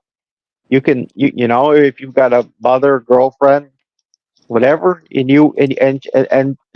she wants to make you meals for the week, she can make you meals for the week. You can put it in your freezer, and you Yep. can reheat that in your microwave, and instead of paying $20 for a Hardee's hamburger meal. As much as a Hardee's hamburger meal's good, that cuts into your bottom dollar of what you made that week. Right. yeah, Because there's many times that we've loved going out on the road. A lot of people know that I always bring food every week. It's like what everybody else don't eat at home is what I take. So Yeah, it's yeah, like we always make sure we got the taters on board. We always got to make sure we got something else on board. Um, so yeah, but like getting back also about with like a difference between whether having the power inverter or APU, um, you need that APU because I mean a lot of that usually will tie into the power inverter because once you use that power inverter and you don't have nothing to replace that electricity that or the juice from the batteries, it'll leave you stranded. yeah, okay, that's the It'll other part about it. Like, I say, you put a yep, power inverter in that truck, you have to idle the truck and rev it up every time you're going to yep, use that inverter, and yep. make yeah. sure your charging system is gone. So it's going to So cost you more for the fuel. is the APU ran separate then from the No, battery system, or is it just tied into the battery system to the run the, separate? the, the APUs run separate because it's basically a generator that's Okay, also got a charging thing. But the APU is basically in your fuel system and stuff like that. And the difference is an APU will use like a gallon an hour, Right. okay, if that. So you basically figure, you're taking your 10-hour rest break or whatever. You're waiting for a shipper. Well, there you go. You just used 10 gallons of fuel for your yeah, rest break, or a couple gallons because you're waiting for a shipper. Because like I've had times, I backed into a doctor at a Walmart to get, say, a load of meat or something. And the guy says, well, it's going to be 3 hours before you get your load. So I'll be like, well, okay. My girlfriend sits there, and we'll cook you a meal. Oh, there you go. I can reheat her meal. I can eat hmm, dinner, go for a nap, all in the comfort of the truck.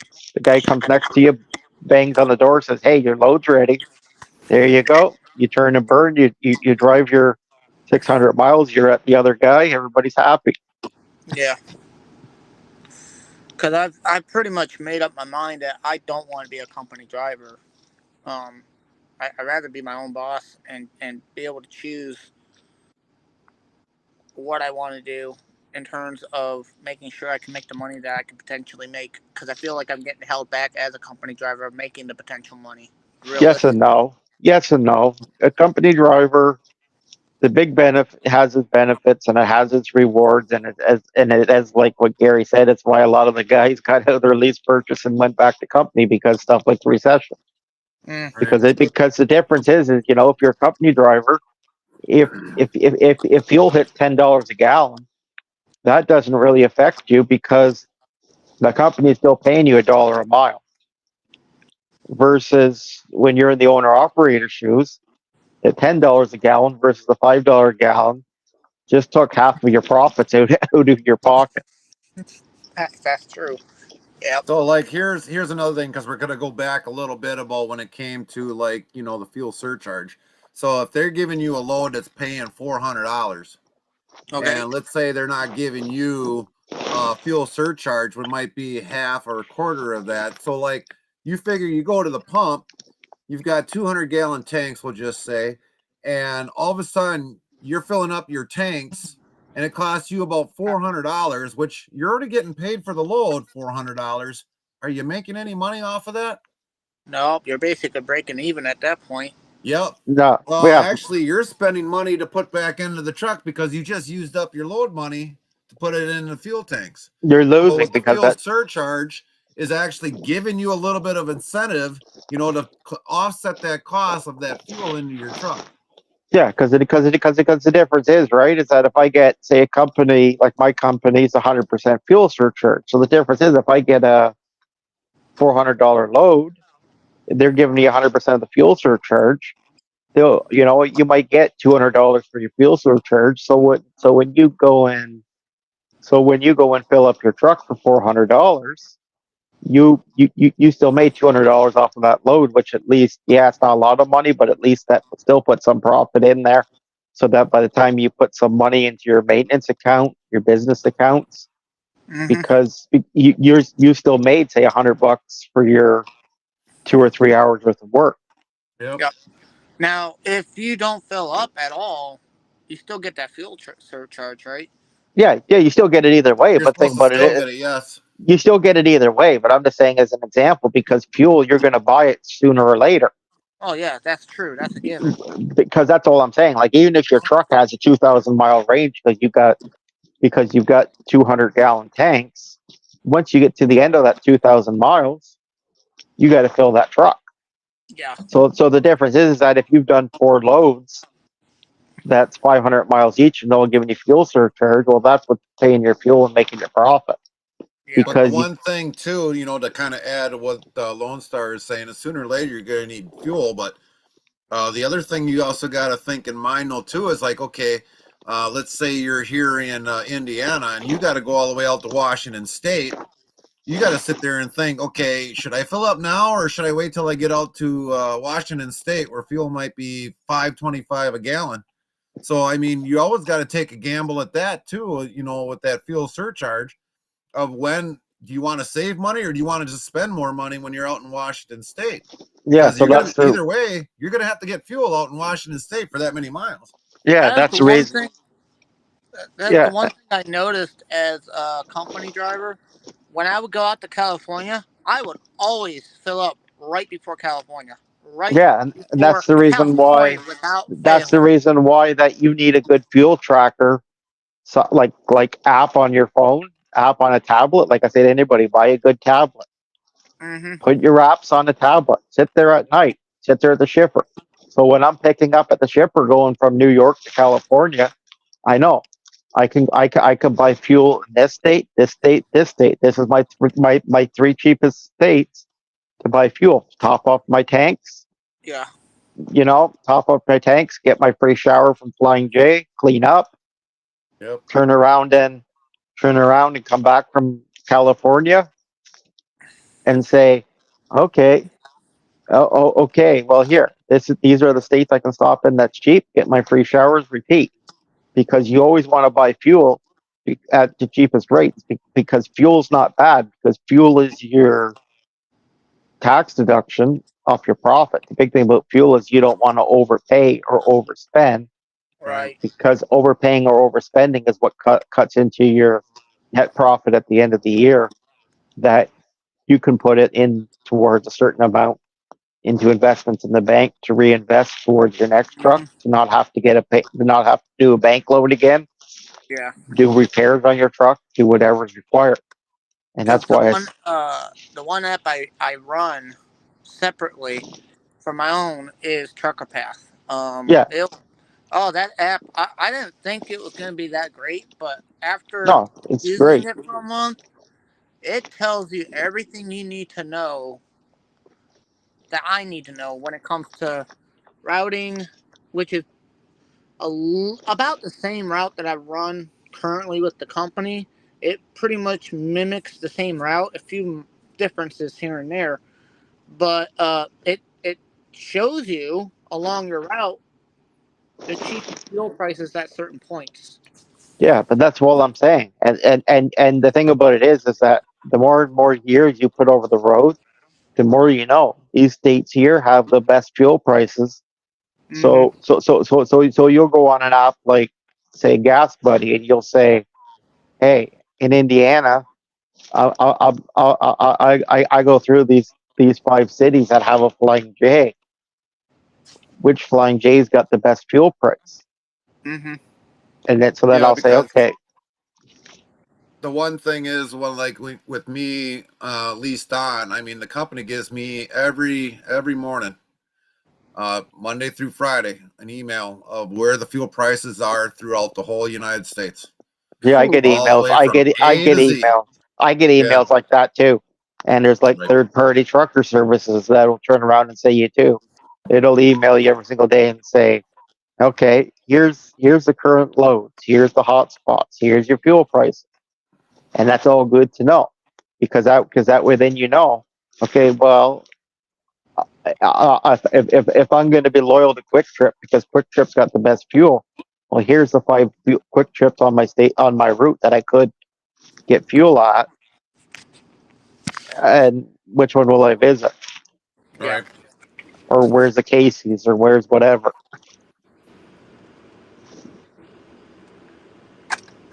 Because the Yep. thing about that's the differences. Honestly. That's what difference is when you're an owner operator, you're in business 100% for yourself.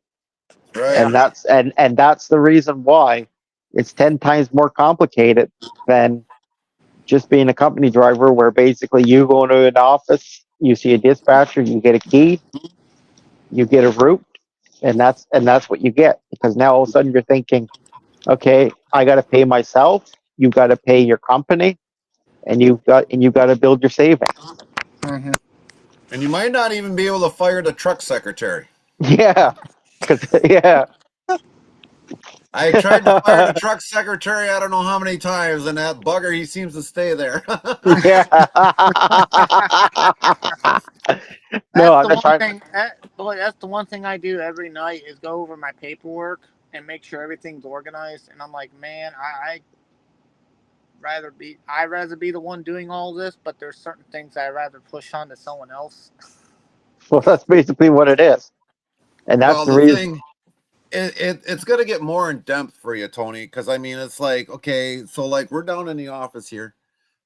This is basically Carmen's domain.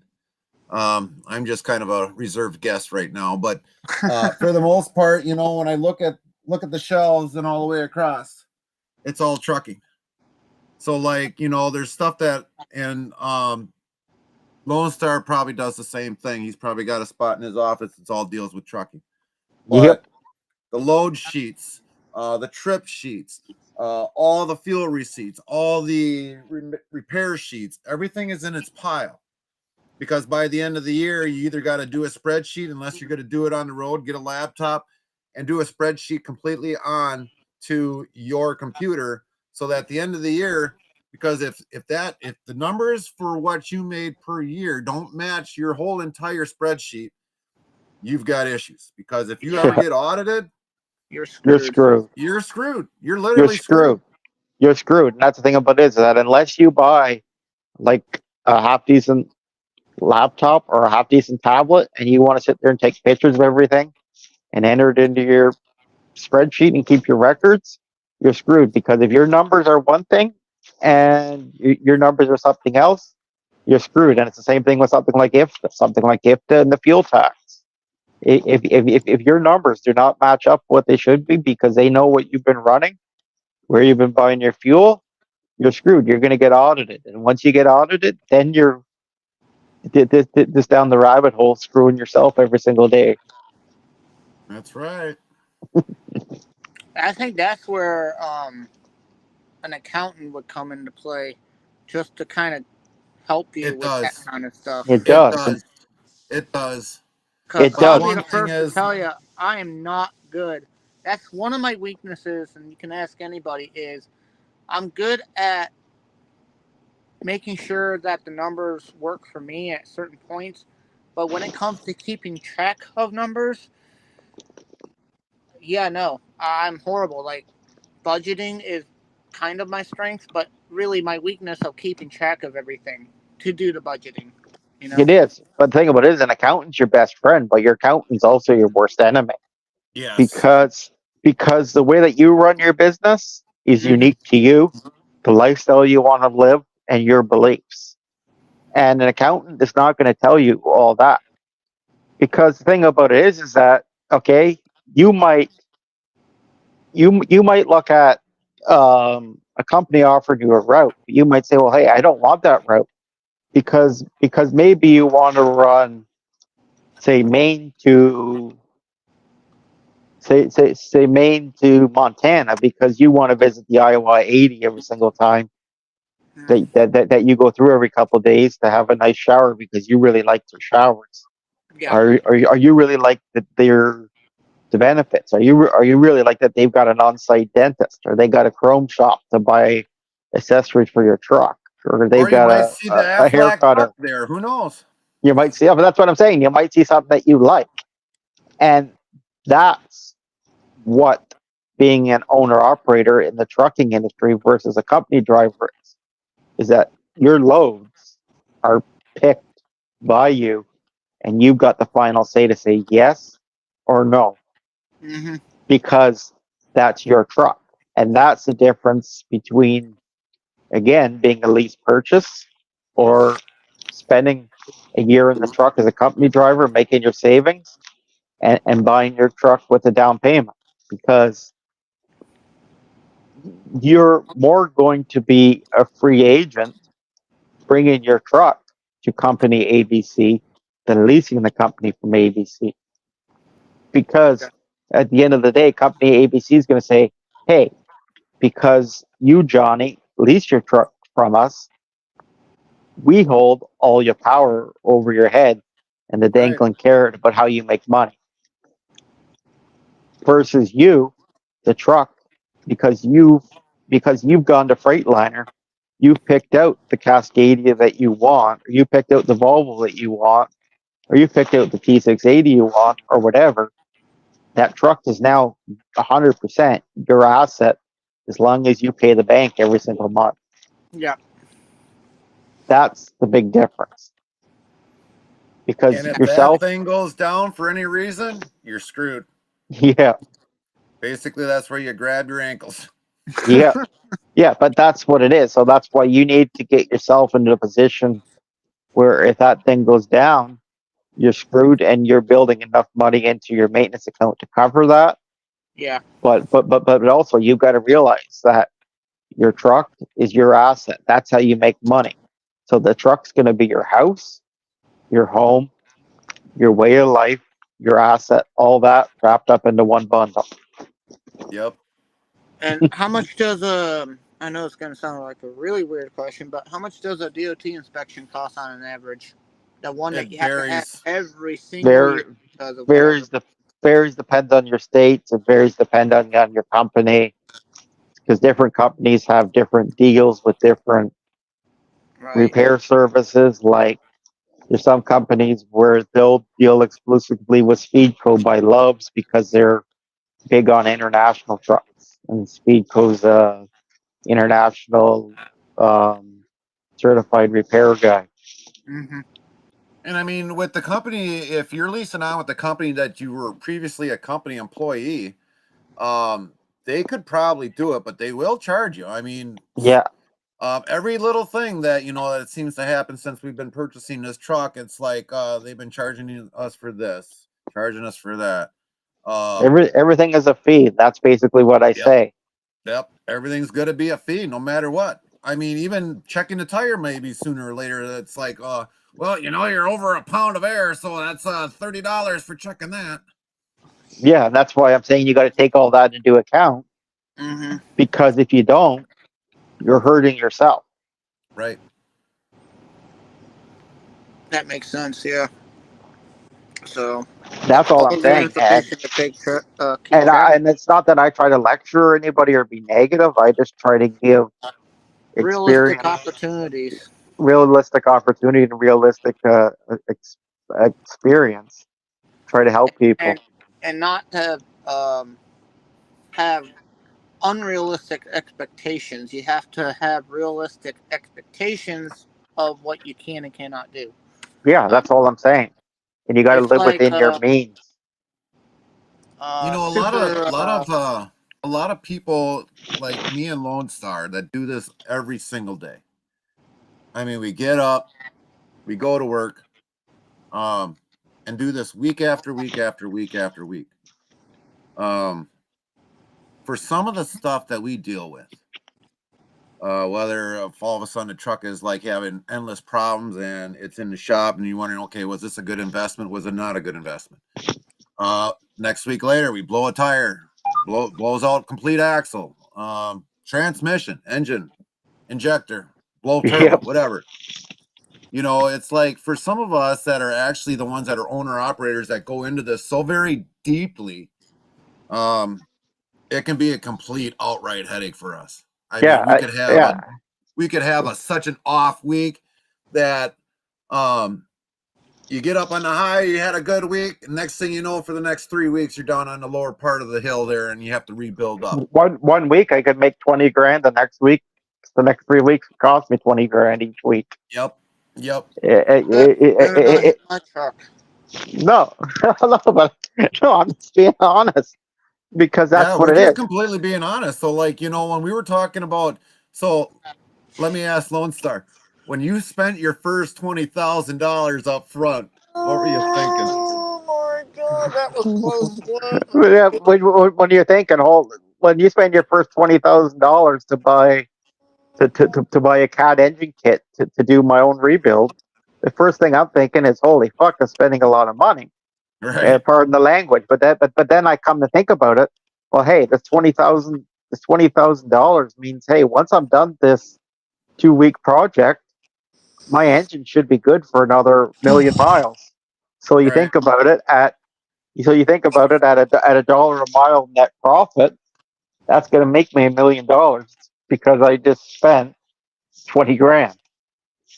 Yeah, because I remember my first time when all of a sudden like that happened. I was like, how much? Are you kidding me? But like, you know, after a few years that I was in it, and then finally, you know, when Carmen was the worst. I mean, she was like, how much? I mean, she was just off the wall. I mean, she was just cussing left and right when she ever heard the first maintenance bill, and I was just like, ugh, that's nothing. Who cares? It's nothing.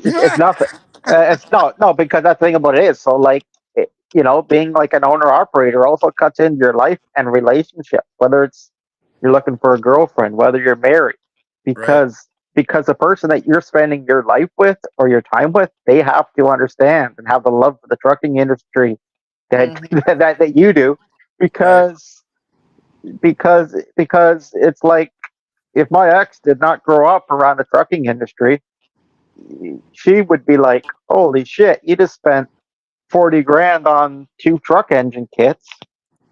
That could have bought a hell of a diamond ring. Yeah. Right? She might just had to wait another 2 years. She might have had to wait another 2 years. But you don't get it. It's because it's because I spent the 40 grand on the truck. That's why for the next 4 years, you get your steak and lobster dinner every Friday night because the truck is paying for that. Right. That's true. That is true. And I'm not saying you have to like steak. I'm not saying you have to like steak and lobster. I'm just saying it as a hypothetical example.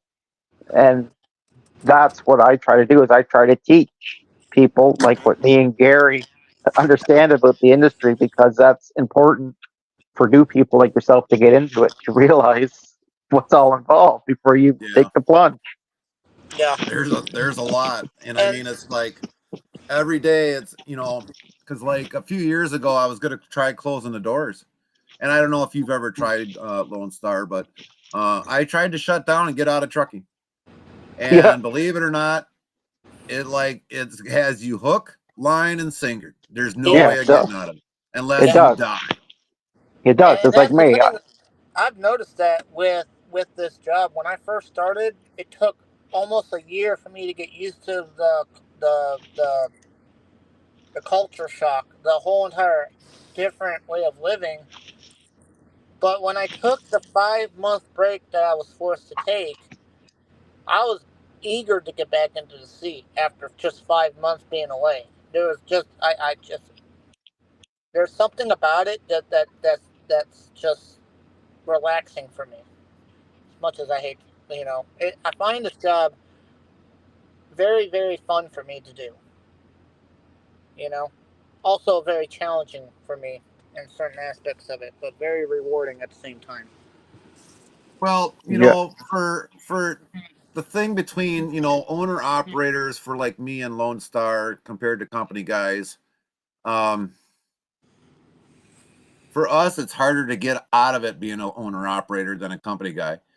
At least in my opinion, because like for me, trying to get out of it as an owner operator and close the business down, no, it's literally hard.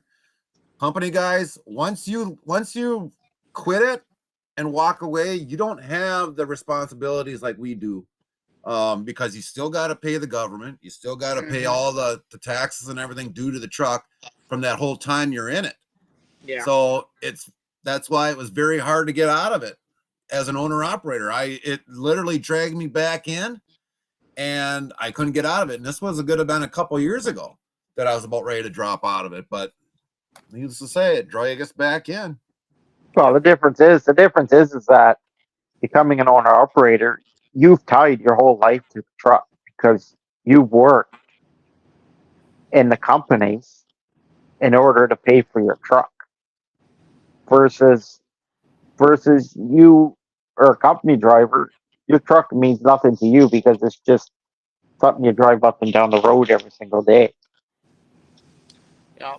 That's It's funny. so because of that, it makes it a lot harder to close shop because if I were to think about closing shop, it's like my trucks, even though I still work at the shop, my trucks, if I were to physically get rid of them, I would turn around and have to pay all this money out for these trucks that I've already paid for. Plus, Yep. I'd miss seeing them every single day, or having the freedom to say, okay, if I want to go and drive something, because this load looks interesting, and do it, I can't do it anymore because I'm stuck into a company crop truck instead of my nice fancy truck. Yeah. Right. That's set up just for me. Mm-hmm. And again, that's your difference between being a lease purchase versus a finance truck. Um, a lot of lease purchase will limit it. The accessories that you buy the truck, companies you do business with, all that kind of stuff. Versus a finance truck, that's your truck. And as Mm-hmm. long as as long as you're improving the value of the truck, they don't really care.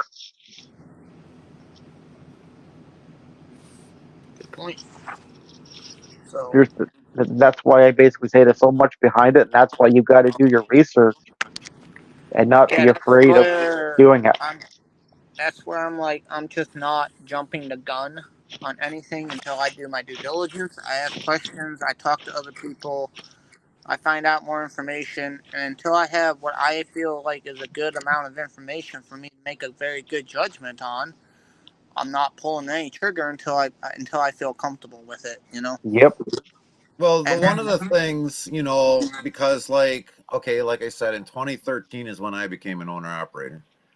Now, the company that I was with at the time where I became an owner operator, I thought like 95 cents per mile was pretty good, but that was actually pretty dumb on my part, being a first time owner operator. But I was only running roughly 5 states anyways, between Wisconsin to Michigan and then back into Wisconsin or Minnesota. So, I mean, it was like, it wasn't bad, but then all of a sudden, like the pay wasn't covering a lot of my costs, for repairs and this and that. And it was like, I was like almost taking home pocket change. And next thing you know, it's like, well, I'm going to leave this company. I told them, I was like, I gotta leave. I was like, I ain't making no money. I was like, another company I was looking at, they were paying me $1.25 a mile. And it's like, well, why do you want to leave? I was like, I can't survive. I mean, it's like everything going on here, it's like I figured, I'd progress with the company, being an owner operator, but it never happened. So I left, went to another carrier, signed on with them, and I was getting $1.25 a mile. And sooner or later, they were just starting to be arrogant pricks and everything else. So it was like, left them, came back to the same company, but though I was making $1.30 a mile because they matched it plus 5 cents, so I worked for them for a little bit until all of a sudden safety just got to be more of a pain in the butt, and so then I was looking at various companies for the company where we're at now and 2 other companies in the area, even down south of Milwaukee down there we were looking at, but we ended up staying up in Green Bay. And it was probably the thing that I was looking back on is like the way the thing with the company is now, I should have leased on with them years prior.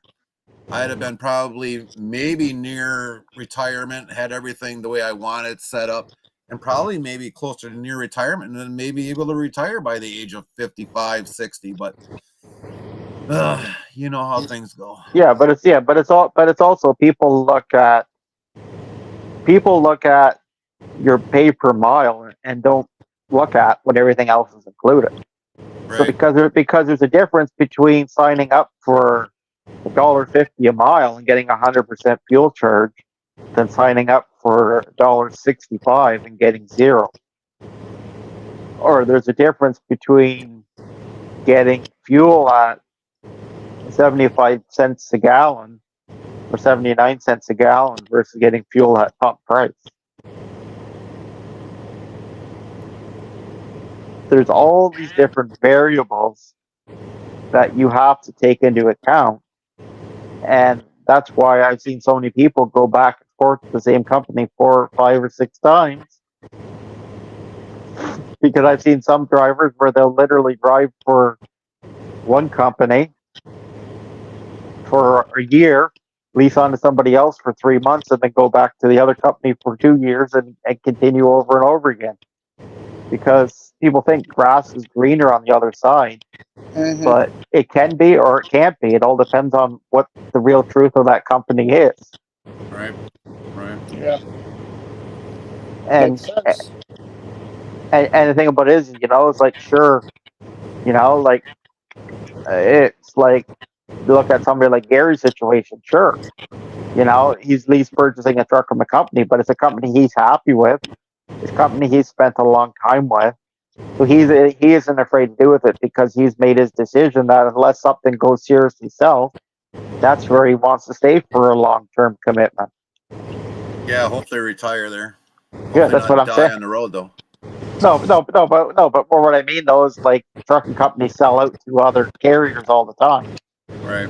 You and me see that. So as long as something like that doesn't happen or your management changes, that's a good company. So you're not afraid.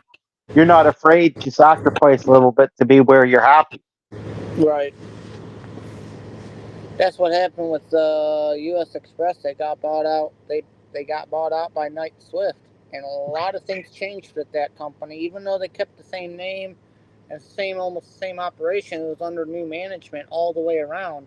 On the high end, like the higher ups all changed, and that people don't realize the amount of changes that happen at the higher up actually do come down over time to affect the driver as and that's what I'm saying.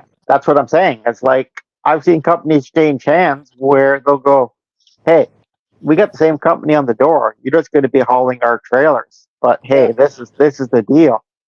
And it's like, nah, I got to roll up shop and find a new option because I can't do this no more because I can't say yes to getting the same mileage pay and 50% fuel charge when I was getting 100 because that's what pays my mortgage at the end of the day was that I was making whatever because my truck was getting 6.5 miles a gallon.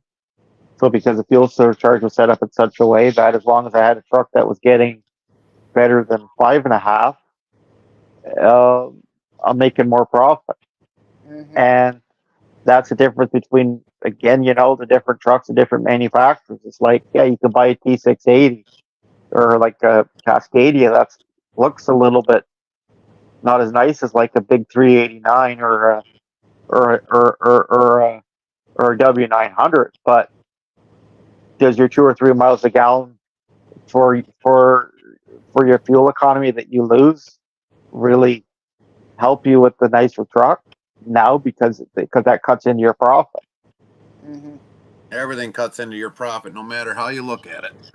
So it's like people go to me, well, how come you like the Lone Star up over like a hood truck, like a 389 or something? I'm like, because the Lone Star is good on fuel. Aerodynamics is pretty good. The handling of it's good, and hey, the 2 miles per gallon that I'm saving, that's what pays for a trip to somewhere warm every year. Right. Yeah. Yep. Boy, today's been a long day. Yeah. Of just sitting, and yet there's another truck across from me that's with the same company. He has no trailer either. And I got a feeling that I'll be sitting all day tomorrow with no trailer either. So I'm already planning a 34-hour reset in my mind. Right. Yeah. Which, come Monday, when everybody comes back into the office, my dispatcher's going to call me and be like, hey, why aren't you moving? Oh, why don't you talk to the weekend crew who chose to sit me all weekend without a trailer? Because now you got to spend Monday morning looking for a trailer for me when I could have been rolling to a load. Yeah. And that's part of why I'm like, what's my next option here? Because it seems like every single weekend I'm sitting, and I don't like to be sitting when I have 30 hours left on my 70. Well, that's the thing about it is. So again, like when you sign a lease purchase agreement with a company, and you're an owner operator, it's the same thing. You can still sit there waiting for trailers. Yeah. You can still do all that, and that's why I say to these guys that say, well, hey, like I have a good buddy of mine. He's from Texas, and he's like, well, hey, Snyder offered me this really good deal to be an owner operator. I'm like, dude, it was on a lease purchase. I'm like, dude, unless you spent all this time at the company and you know the in and outs of that company, signing that lease purchase program Right. is like holding a gun to your head. Yeah. Now in Gary's case, truck, I might as well finance a trailer so I have a trailer with me at all times. well, it's not even that. It's just when you're in Gary's situation, yeah, he's on lease purchase, but Gary's on lease purchase with a company that Gary knows, and has never caused Gary an issue. So the little bit of money that he loses, it doesn't really matter because he knows that he's secure at the end of every single day. Yeah. Yep. The And by the company's time that last payment is done on the truck, I know I'm getting a truck. There's no strings attached. Yeah, but that's what I'm saying. So I'm not talking bad about the lease purchase, but what I'm talking bad about is there's companies that literally like Snyder will use an SFI, or JB Hunt or whatever will use SFI, and SFI will say, hey, at the end of your payment, you still got to come up with 50 grand. Yep. Yeah. Balloon payment. A balloon payment. So basically, that's a lot of money too. So basically, by the time you figured it out, okay, is that if you would have signed up for if you would have signed up and drove for Swift for a year and saved up half your money, and you went and bought your own truck, what that's costing you per month with the freedom of being able to jump is worth more than being at Swift as a lease purchase and paying them 50 grand at the end of the year, at the end of your 3-year term. Right. So the more you put down, the better off you are. So Yeah. I mean, if you're looking at a truck that's $100,000, to me, 25,000, 35,000 down helps you out big time. Yeah. Oh, it does. It does. It helps you with the interest rates and stuff like that. But I was just being like hypothetically you could do that in a year because as a company driver, you could make 75 grand in a year pretty easily. and save half of that. What's going on, Ed? Makes sense. Eating some chip. So, anyway, guys, I'm I'm just gonna on a get off 2-minute here. break right now. I'm gonna get 10 off four, and Ed. take a nap. So All hope right, you guys sounds have a good. good afternoon. Sounds good. So Well, Lone thank Star and me will probably take a break here, so we're gonna probably run a video in between here. So Yeah. definitely, I know Lone Star probably needs a break here and stuff. So Yeah. we're gonna put a small little video in here. It's gonna be about the new K220 cab over in Australia. So if anybody needs to go to the bathroom, now's your time to go. And we'll be back in roughly about 7 minutes. All right, thank you for. Jonathan Crawford from C&B Truck Centre, and I have with me this morning Noelle Parlier, the Chief Engineer from Kenworth, Australia, and she's here to introduce us to the new K220 product. This is one of our new validation models that's going on the road with one of our customers this morning. So you'd like to talk us through some of the pictures, Noelle? Yeah, thanks so much for having us here. We're very excited with the new K220. We're going to start at the very top. One of the things that we wanted to change about the K220 is make sure that it's very aerodynamic. You know, it is a big square, so what could we do is we could pull the roof forward, the forehead of the roof forward, get rid of the vista window so that you don't have all that heat coming into the interior of the cab when you don't want it. Streamline the airflow on the hood to the back of the, through the sleeper to the front of the trailer, and that gets about a 4%, 5% aerodynamic improvement of the airflow, which is roughly around 2% fuel economy improvement. So huge benefit there. And then when we jump inside, you'll also see that it gives a lot more room for the driver on the interior as well. And then coming down on the truck, the grille is also another big feature. We wanted to make a statement with the grille, make it look very strong, bold. We've updated the mesh. We've gone from the mesh to punched aluminum grille, and it does look very similar. We brought the truck in line with our 610 product. It's a very similar grille, just to make sure that it's part of the family of Kenworths here in Australia. So we have new LED headlights that we've introduced on this model. It does have the indicator integrated into the headlight, so that there's no need to have one separated out. So coming around to the side, John, we have chassis mounted steps now. So we've taken them from being mounted to the cab to separate mounting. That allows us to put more strength into the step so that we don't, if there's any side debris that takes out the step, we don't damage any of the fiberglass on the cab itself. That allows us to have very nice, strong egress and ingress as the driver gets in and out of the truck. Make sure that everything's nice and safe and sturdy. Tell me about the cockpit of the truck here, Noelle. Yeah, so you'll notice we really wanted to make sure that the driver feels like they're in control of the vehicle, they're very comfortable. So we really focused on the driver, the cockpit for the driver. So one of the big changes that we've done is we've introduced a 15-inch digital display. And this gives all the information to the driver when they need it. So for example, it says Hill Start Assist is disabled. So the driver will know that. It's very clear what's going on with the truck. They can keep their eyes on the road, their mind on the job itself, and then let the truck tell them what they need to know when they need to know it. The steering wheel has been updated so that it controls the display. So very easily the driver can go to what we would call a dark mode. Normally, if there was nothing wrong with the truck, you would only see the speedometer in this mode, but because there's low air pressure, as well as the truck's stopped and the coolant temperature is low, that information is available for the driver. So even if they had nothing of the gauges selected, that information would still show the driver. And then just using the controls here, they can add even more information, as well as go into a favorite slide where they can customize completely how this looks. Then they have ability to change the settings. They can customize their view. They get their trip summary. They get all of the truck information easily accessible at their fingertips. This truck is also an automatic truck, and we've gotten rid of the Cobra shifter here to allow more room for the driver access into the back of the truck. And the controls now, the DNR, the drive, neutral, reverse controls, are located right here on the stock mounted shifter, as well as engine brake selection. So you can select the different levels of engine brake all the way down to max mode very easily with keeping your fingers on the wheel and just easily moving that up and down just to select different levels of engine brake required. And manual selection for the transmission as well. And manual selection right here is forward, back. Yes. Yep. Okay, for hill descent. And then manual, for hill descent, and manual automatic is controlled. The selection is on a button on the end, and then it frees up this control. Fantastic. We also have a new HVAC system. It's almost double the amount of airflow that you would have from the current K200. That was one of the feedbacks we got from the drivers, was that they really wanted to improve the HVAC system. So we focused a lot from a design standpoint on that. It's a completely new system with control strategy here. It does have climate control, so you can set the temperature you want and forget about it. Just one less thing for the driver to have to worry about, and we want them to be comfortable in the cab as they operate the truck.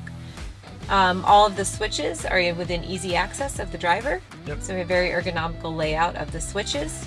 We have new area for drinks, as well as for those with newer iPhones, we do have a charging pad, wireless charging pad, so it's hand-free charging.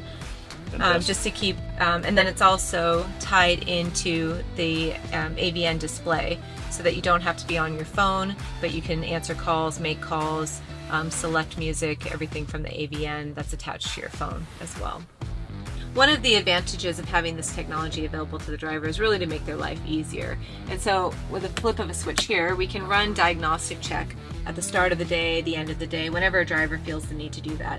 The system will check 12 different systems on the truck and then give a report out to the driver of the health of those systems. So it's we're already at 6 systems now.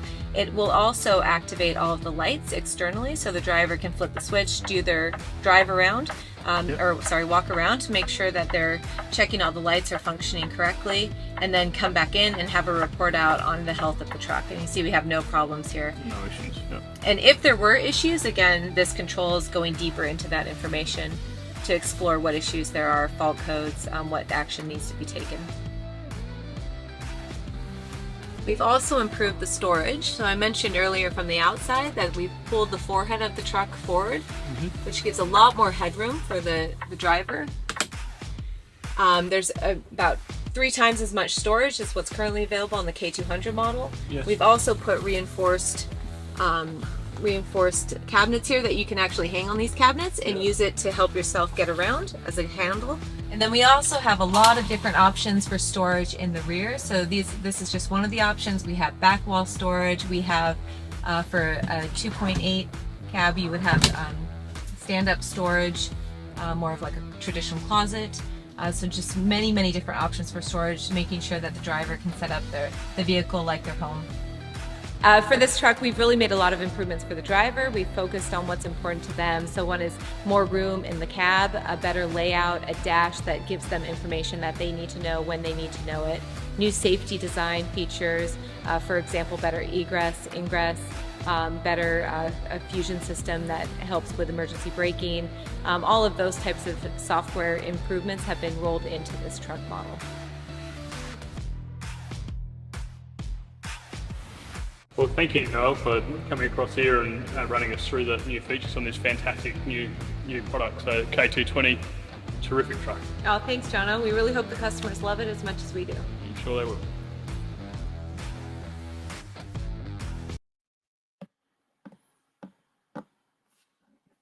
Well, I think the only thing I didn't like was the color. That's what I said. I mean, if it would have been a little bit better color, I think I probably would have thought, ooh, look at that. Ed, what's going on with you today? You there? I think he froze. You all refreshed up, Lone Star? Yeah. That's good. Yeah, hard to believe we were already into almost 3.5 hours already of just discussions already. The thing about is discussions, you can have them literally for 3 days. Oh, days or a week long. If you got more people that came in on a nonstop, I think we probably could have ran a 24-hour marathon. Yeah. Yeah, You'd but probably be in bed. The next set of people would come in and talk about something, and definitely keep it going. Yep. And that's why I say the number one thing about the trucking industry is doing your research and doing what you see is right. Right. Because it's like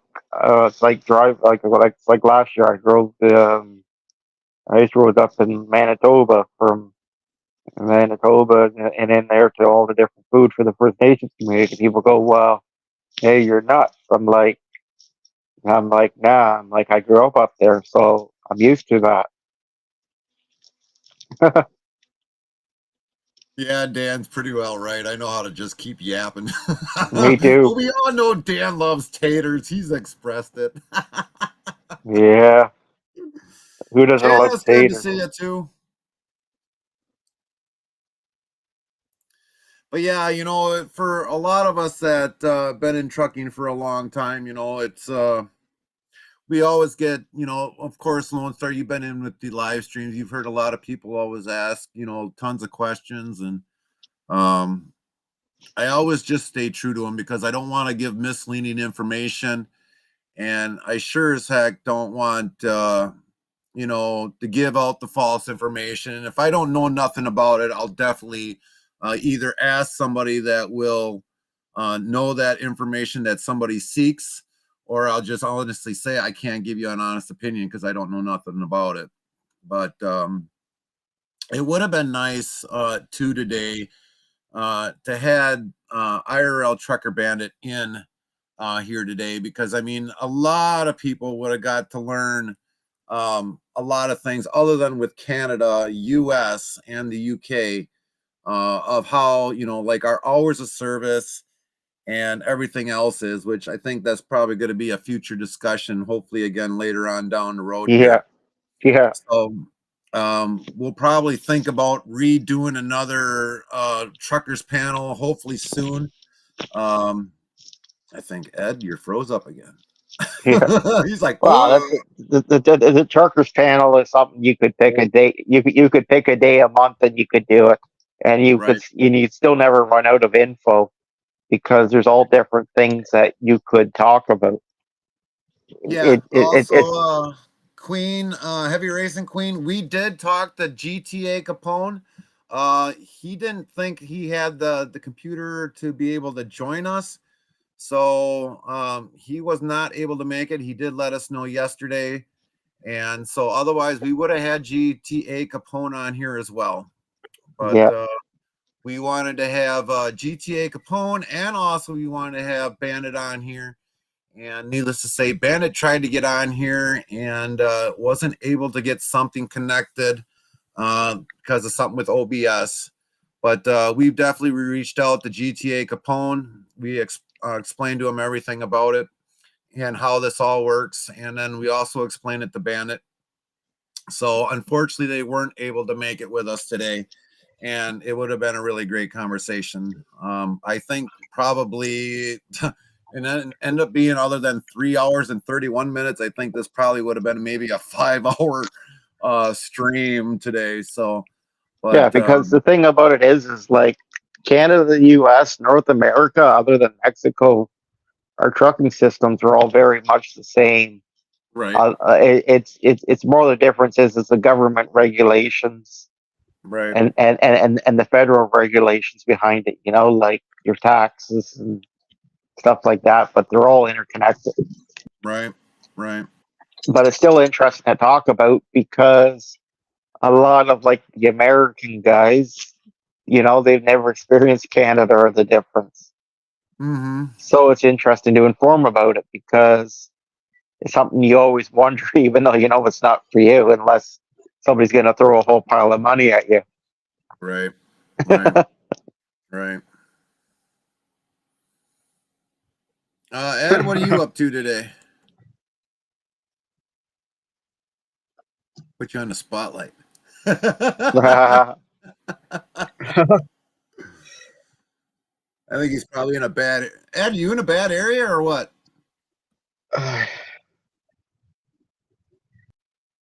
I'm in Yeah, I Illinois think he's right in a now bad at a rest area. Are you taking a 30-minute or are you done for the day? In my 30-minute break, I'm just taking a 30-minute and it's almost over with. So All I right. better Well, hit no worries, the road Ed. again. No worries, Ed. No worries. Well, just be safe on the road out there Yep. and stuff, and we'll catch you next Yep. time. Otherwise, if you pop out, we'll understand why.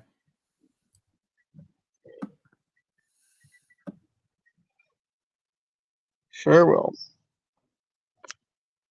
But all right, well, we're probably gonna start winding this definitely down and stuff because we gotta go someplace today. But I want to thank everybody in the chat today who joined us, and I definitely want to thank everybody up that came up on panel. Lone Star, my brother, Ed the trucker. We had Semi Ernie also today. I want to thank all of them, all my brothers and sisters that are out there on the road. Definitely be safe out there.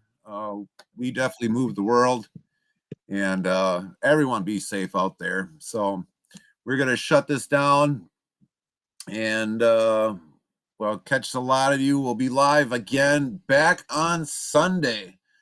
For many of you that are in YouTube, we've moved over pretty much to Twitch. You can definitely check us out on Twitch.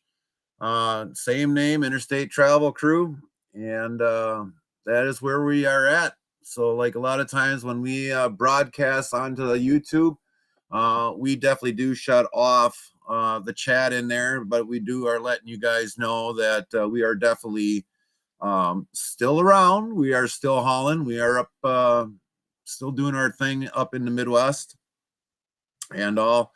So definitely we'll get everything all in there for everybody that's on Twitch. If you want to get the links in there quickly, we'll get the links in there. What we'll do is we'll play another video here quick of something while we're getting those Twitch family links in here. So we're going to take you across seas for the interior of a new 2023 Volvo F16. So we'll watch that in the meantime here while we're getting the Twitch family links all out into for the Twitch family.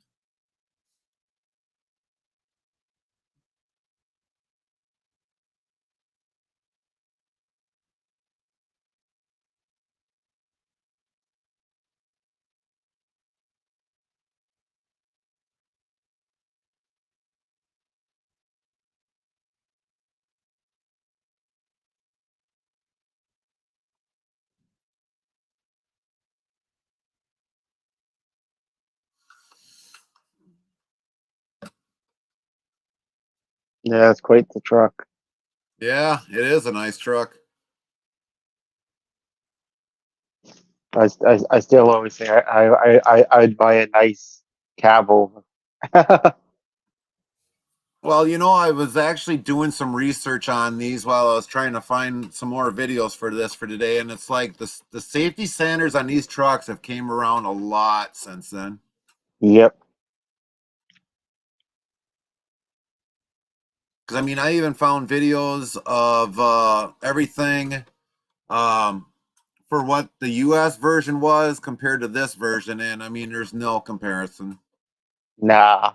The US version is and one thing I like the Europeans are big on safety, and that's why I'm surprised we don't see more of their trucks over here. Yes. And that's what I think is going to happen in the evolution of trucking, because you already see it in the automotive industry. A lot of the European cars have already came over. Yep. Yep.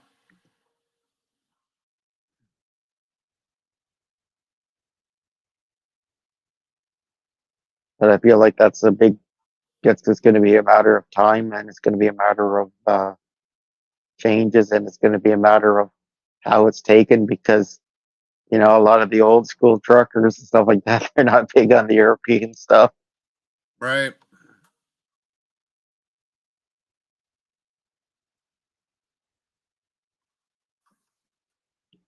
Yeah, that's what I said. At 5 o'clock, I got to go out for dinner for my mother because it's 76th birthday. So, Oh, well, happy birthday.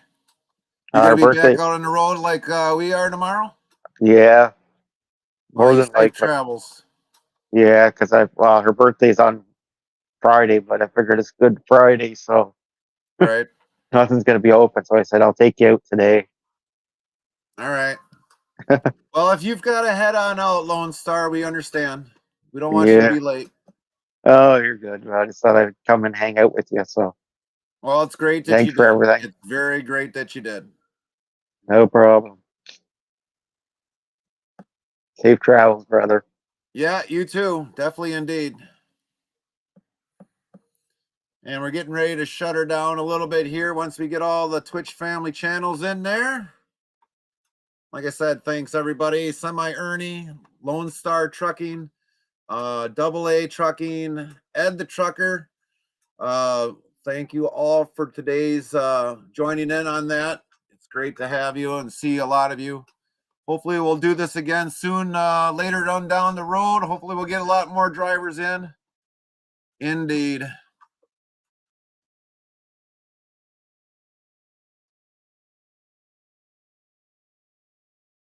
Kind of surprised this one doesn't have a better thing on it. That thing's froze up.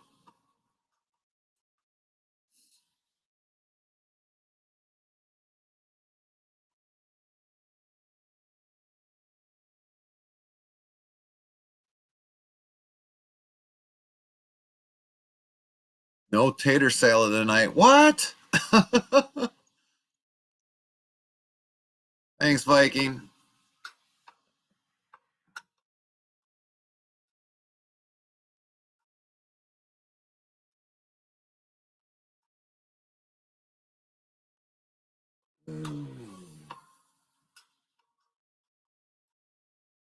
What's up, yard gnome? That's okay, Lynn. That's all right. We'll be shutting it down for him here shortly.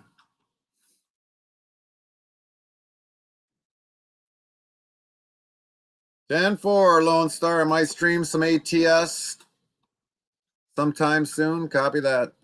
We're finishing up, Yard Gnome. We just got done doing a panel discussion amongst drivers. Some of the drivers didn't make it today, which we kind of figured was going to happen, but we're getting ready to shut it down. No worries, Viking. No worries. No worries. But we're about ready to shut her down. As soon as we get the rest of the Twitch family links.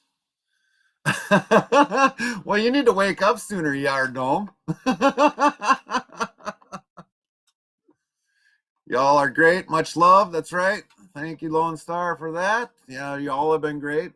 Definitely much love to everybody out there. Definitely indeed. Every one of you. But like I said, for a lot of those that are on YouTube, to catch us on our live streams, we are on Twitch. So definitely look up Interstate Travel Crew on Twitch. Thanks everybody from Ernie's group and everybody else that linked in. See, our gnome, you're not on the Discord. That's why. You would have got the memo.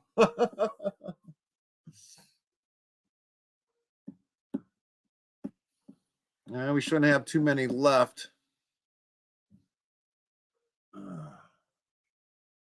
Let's check over here.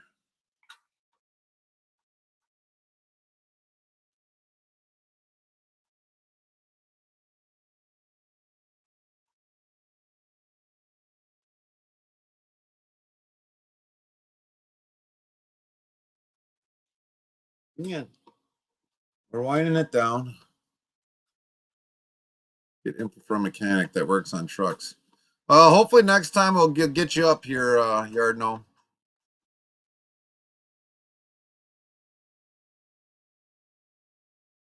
We got a couple more yet to go, I think, and then we should be done. That's right. I do both work on them and drive.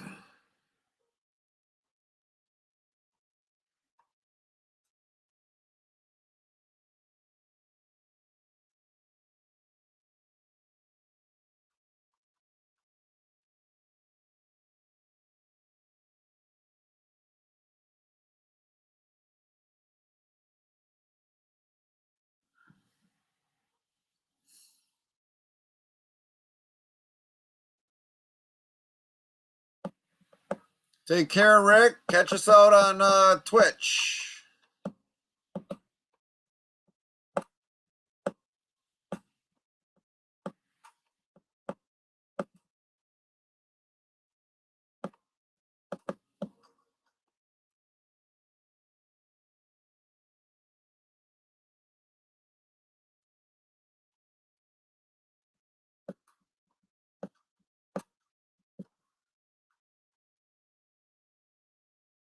All right, we're going to start narrowing down the channels. Thanks, everybody over on Ernie's. Everyone have a great day.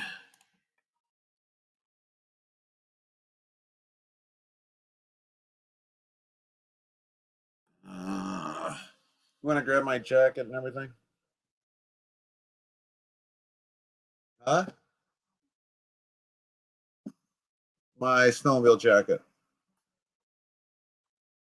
Huh? All right.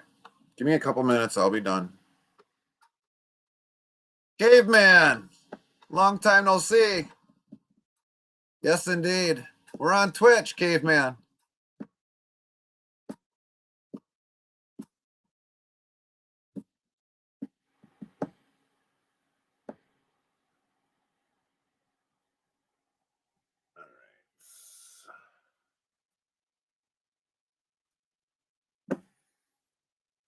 All right, we're going to get ready to shut it down. I don't know how many channels are left to post, but we're going to shut her down. So, all right, everybody, we got to get going and stuff. Take care. Thanks, everybody, again. Like I said, thanks, Lone Star, Ed the Trucker, Double A Trucking, Ernie, everybody that joined us today. Yes, you got to get Twitch. Same name, Interstate Travel Crew on Twitch. For a lot of you that don't know, that is where we are streaming mainly to.